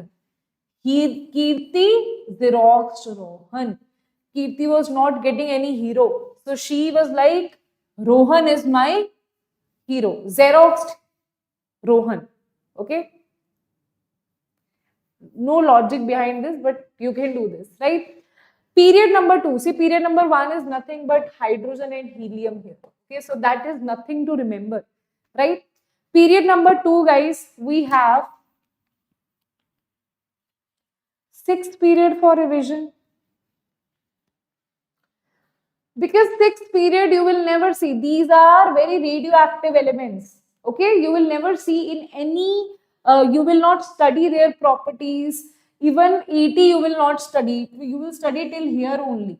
Right? Mostly you will study till here only. That's why I'm ignoring, and mnemonics are also like that. Right? So you will never study their properties. Right? Moreover, these elements, right, they are very radioactive mostly. Right? So that's why I'm ignoring them. Right? Okay? Right? Now, let's see period. Now, period number 2 is little Betty bakes cute, nice orange fruit neatly. Right? How I remember it as it is. Le be buck no funny. I don't know, there is no meaning for that, but that's how I remember. Lithium, beryllium, boron, it should be on your tips. You don't even, I don't think so you should have a mnemonic to remember this. It should be on your tips. This you have studied even in 9th class, right? Lithium, beryllium, boron, carbon, nitrogen, oxygen, fluorine, neon. It should be on your tips without any mnemonic, right? But if you want to remember buck no funny. Buck no funny. Buck no funny. Buck no funny. Okay? Next is period 3. Naughty Maggie always sings perfect songs cleverly around. There is also influencer named Maggie. He also is like this, right? Naughty Maggie always sings perfect songs cleverly around, right? Naughty Maggie always sings perfect songs cleverly around. Okay. Next is period 4. For this, I would advise you in D block, you are eventually going to study this. Even if you don't remember period 4, that will work. Even if you don't remember period 4, guys, that will work. If you remember period 2, period 3, and all the groups 1, 2, see, I'll just tell you period 4, period 5, you don't have to remember this. I'll teach you this in D block, how to remember 3D, 4D, and 5D series, okay? But I'll just give you the mnemonics here. But in the end, right, what all you have, this is for lengthenoids, that also will see in D block, right? So this PPT will be provided, you can go through that, right? Now, what are the things that you should remember? Okay, I'm writing it here. What are the mnemonics that you should remember as it is? Group 1, 2, and then 13 to 18 you should remember. You should remember period 2 and 3 as it is. This is from the trends I am telling you, right? That this is what you need to, like, you cannot ignore this thing. This has to, you have to remember this, right? Group, period. Then you should remember 3D and 4D series, 5D series. See, 3D and 4D is a must. 5D, 60 still you can skip, but 3D, 4D is a must. But I would advise you to remember 5D and 60 as well. And remember lengthenoids, or I would just say 5F, 4F and 5F series, right? This you should remember, okay? That should be on your tips. This you can remember in DNF block, but this you should remember by today. I am not even asking you make the periodic table today. I am not giving you that exercise, right? I am just asking you from these mnemonics or make your own mnemonics, do whatever. Today, your task is to remember group 1, group 2, group 13 to 18, all of them. Period 2 and 3, that is your task. And if you're able to do this on a daily basis, trust me, you will be pro. You will be pro. But if you ignore this, procrastinate. Doesn't matter. Procrastinate. Who is in loss? You are in loss. You are in loss. I'm just giving you 10-minute task to remember this, right? Okay. Now let's get back to this. We have done this. We have done. Let's see some questions here. That is, the element does not belong to same period of the remaining elements in modern periodic table JEE 2025. Right, does not belong to the same period of the element that does not belong to the same period of the remaining elements. Okay, this is just a odd one out, right? Iridium, palladium, then osmium, then platinum, right? So answer will be platinum. Okay, this is just a factual question. Next is nomenclature, right? Nomenclature, very simple, but something here is also tough. So nomenclature is, at that point, some elements were not known, right? Or we wanted to give it a simple answer. Rather than understanding this with the name of scientist, we wanted to give it a nomenclature. So after 100 to 118, you will have this nomenclature. So whenever you will have digits 0, it will be nil. 1 un, 2 bi, tri, quad, tent, hex, sept, oct, n, right? These first digit are the first alphabet are the symbols, abbreviations. Like 101 is nothing but it is 1 is un, then there is nil, then there is un.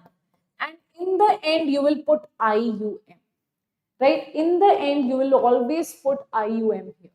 So it is un, nil, anium, right? Let's say 104, it is nothing but un, nil, quadium. Let's say you have 114. That is un,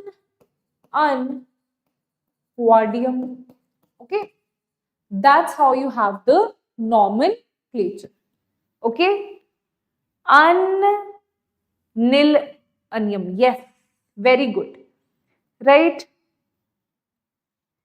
Very good. Right. Now, this we have done.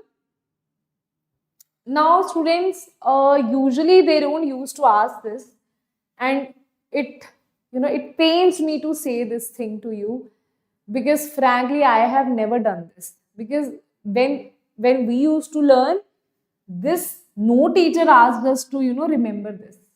But suddenly, in like right now in JEE, they have not asked such questions as of now, but still in need because they have asked. So I'm doubtful for that.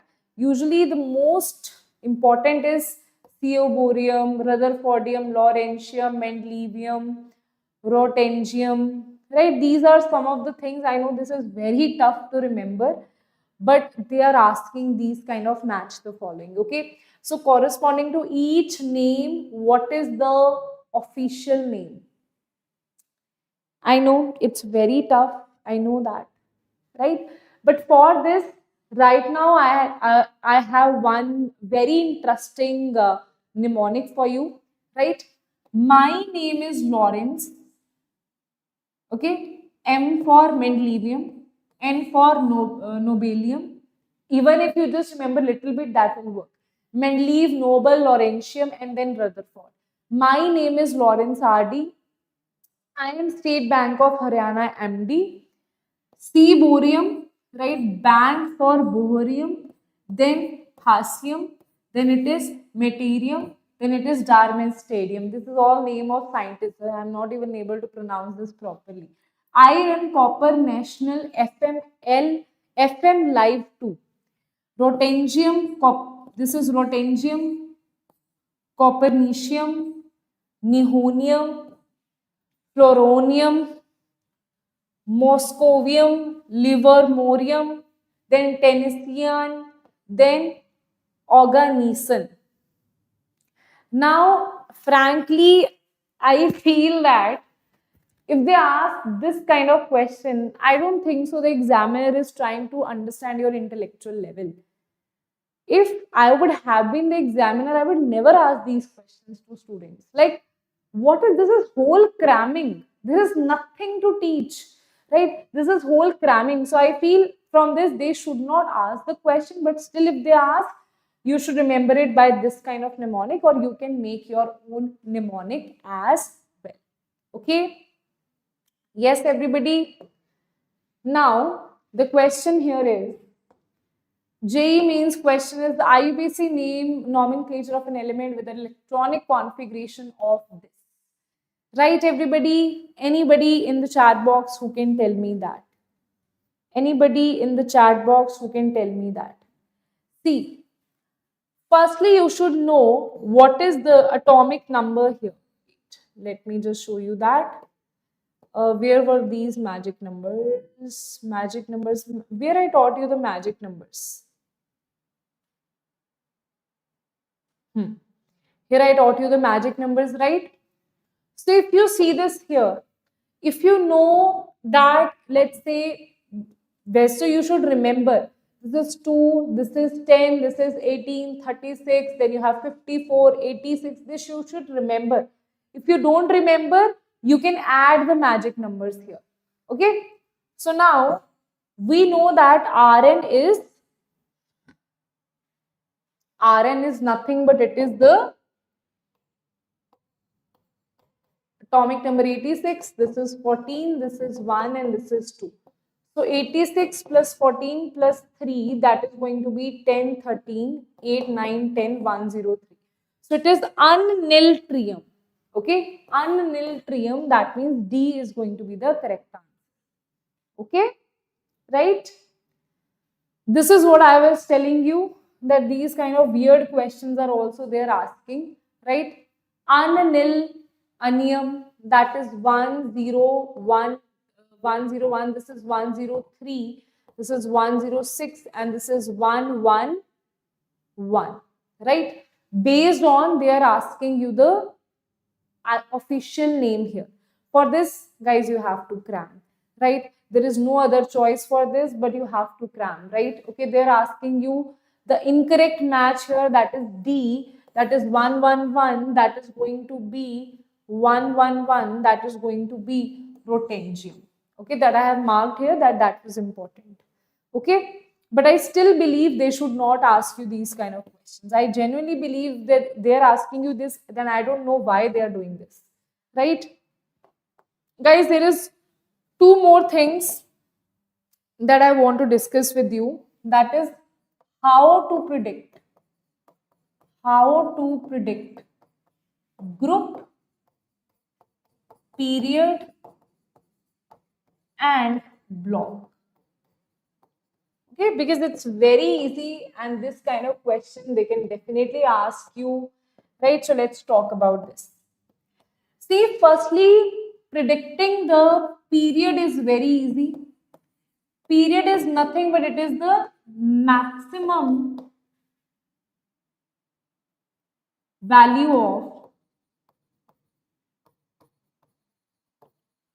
principal quantum number, right?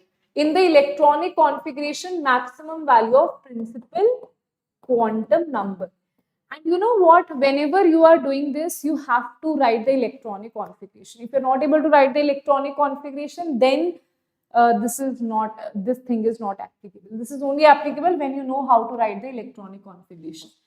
Then let's talk about block. Block will be the subshell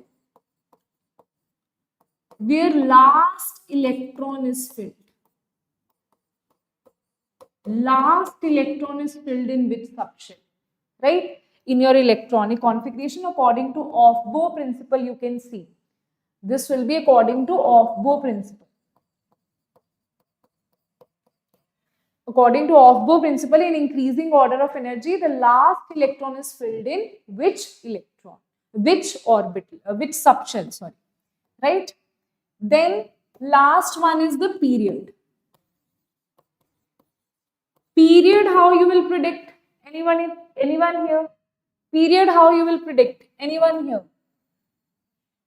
Period, how you will be able to predict? Anyone here? See, to predict the period, it's very simple. What you have to do here to predict the period? If you have S block, period will be, period I am writing, my bad guys. This is not period, this will be group. Okay? Period is so, okay? Group will be predicted. If you have S block, then it is equals to number of electrons in last S subshell. In last S subshell, how many electrons you have? 1 or 2 according to that, group 1 or group 2. In D block, it will be equals to 2. 2 is for NS2. Okay? 2. It is in general, it is like that. Okay? There are some exceptions also. I'll tell you. Wait a minute. This is 2 plus number of electrons in D subshell. In last D subshell. Okay? And for P block, the group is 12 plus number of electrons in last p subshell. In last p subshell.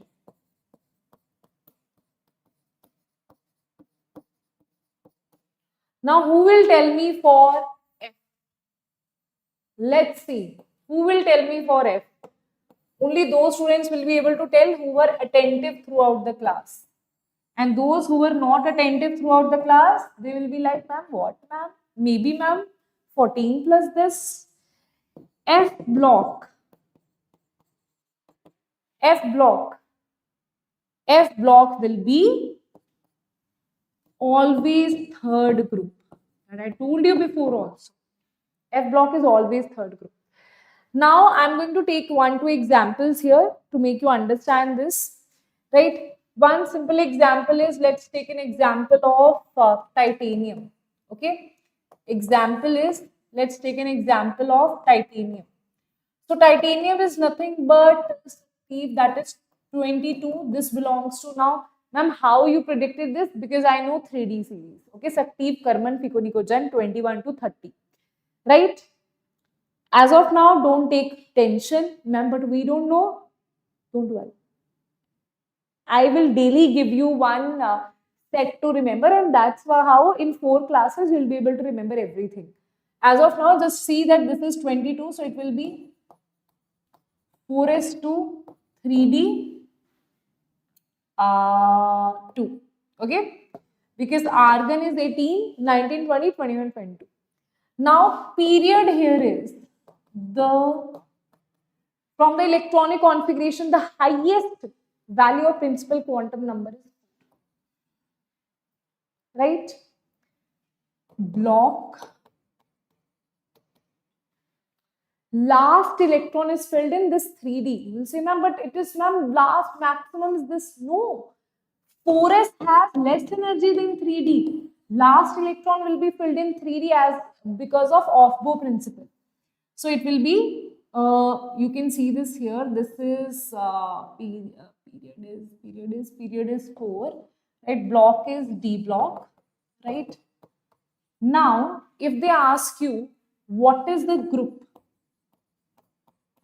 group will be in D block. Group is 2 plus. How many electrons you have added here? 2. So it will be 4. It will be 4th group. And if you see this, ma'am, how can we believe you, ma'am? Ma'am, how can we believe you, ma'am? Tell us, ma'am. From here, ma'am, you tell us. Okay, just give me a second. Oh. Wait a minute. Right? So, can you see titanium anywhere? It is over here. Can you see it here? Yes. It is belonging to 1, 2, 3, 4th period. It is belonging to D block. It is belonging to 1, 2, 3, 4th group. Okay, so that means we have answered it correctly. Okay. Gamer, you can watch the lectures here as well. Okay, don't worry about that. Right? Now, see one more thing. Let's talk about, I'll give you one exceptional electronic configuration like copper. Copper electronic configuration is argon. This I have told you in structure of atom also that this is exceptional.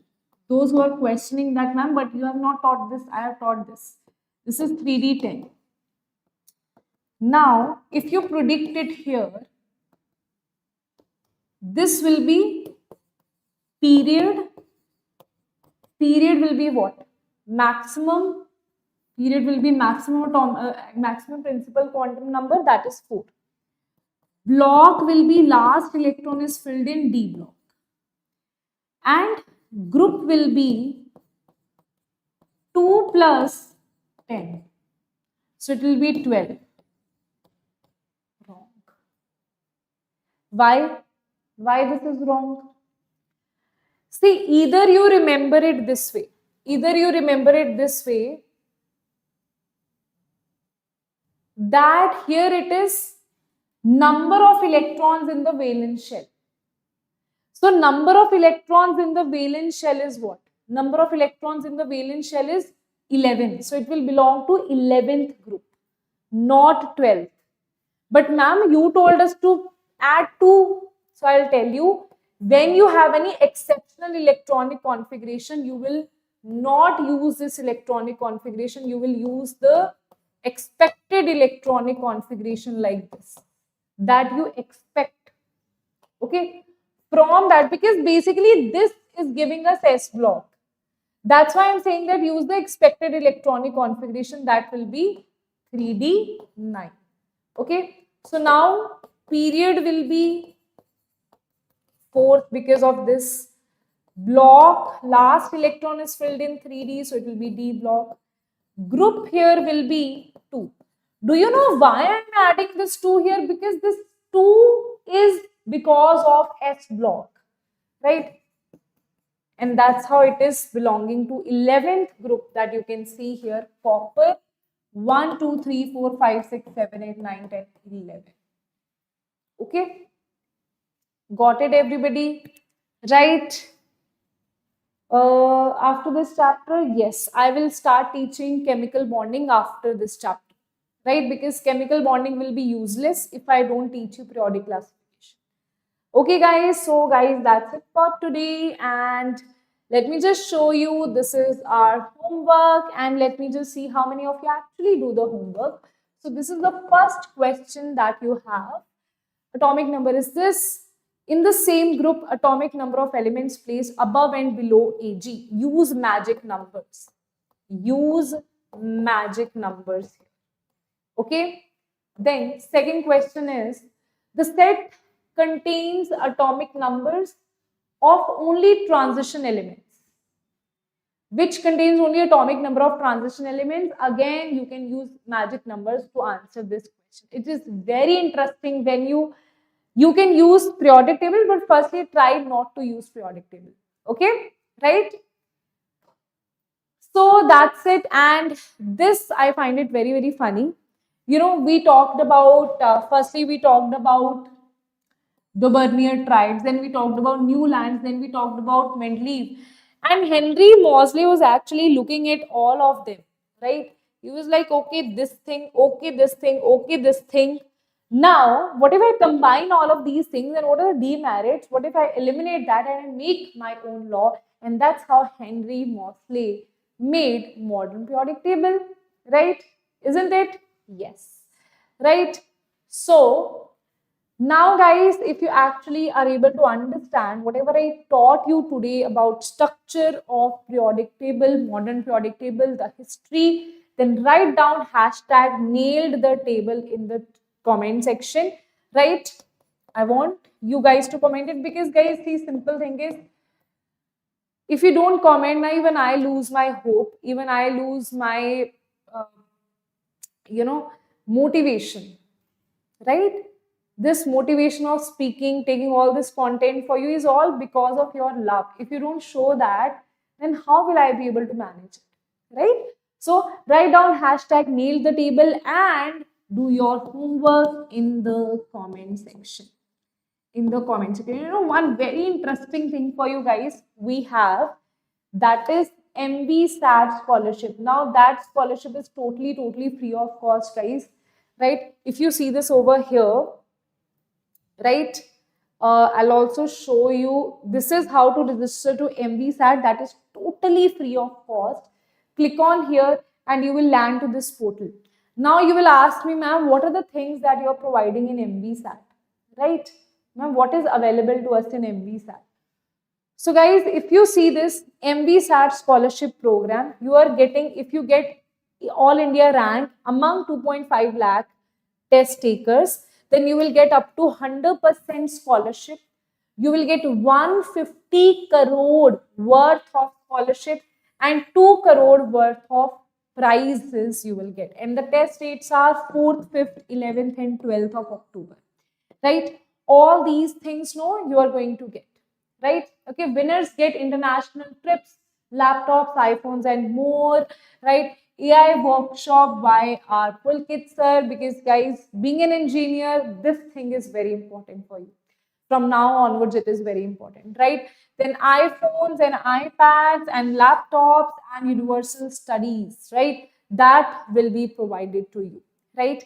Now, one question that students ask is, ma'am, but what is the syllabus of this one? See, it is applicable to your little brother or sister, it is applicable there as well. If you are class 7th to 10th, this is the syllabus. But here, because I am focusing on JEE aspirants here, so for JEE aspirants, the syllabus is maths, that will be of 15 marks, physics 15, chemistry 15, then maximum marks is 180 and total number of questions will be 45, right? Okay.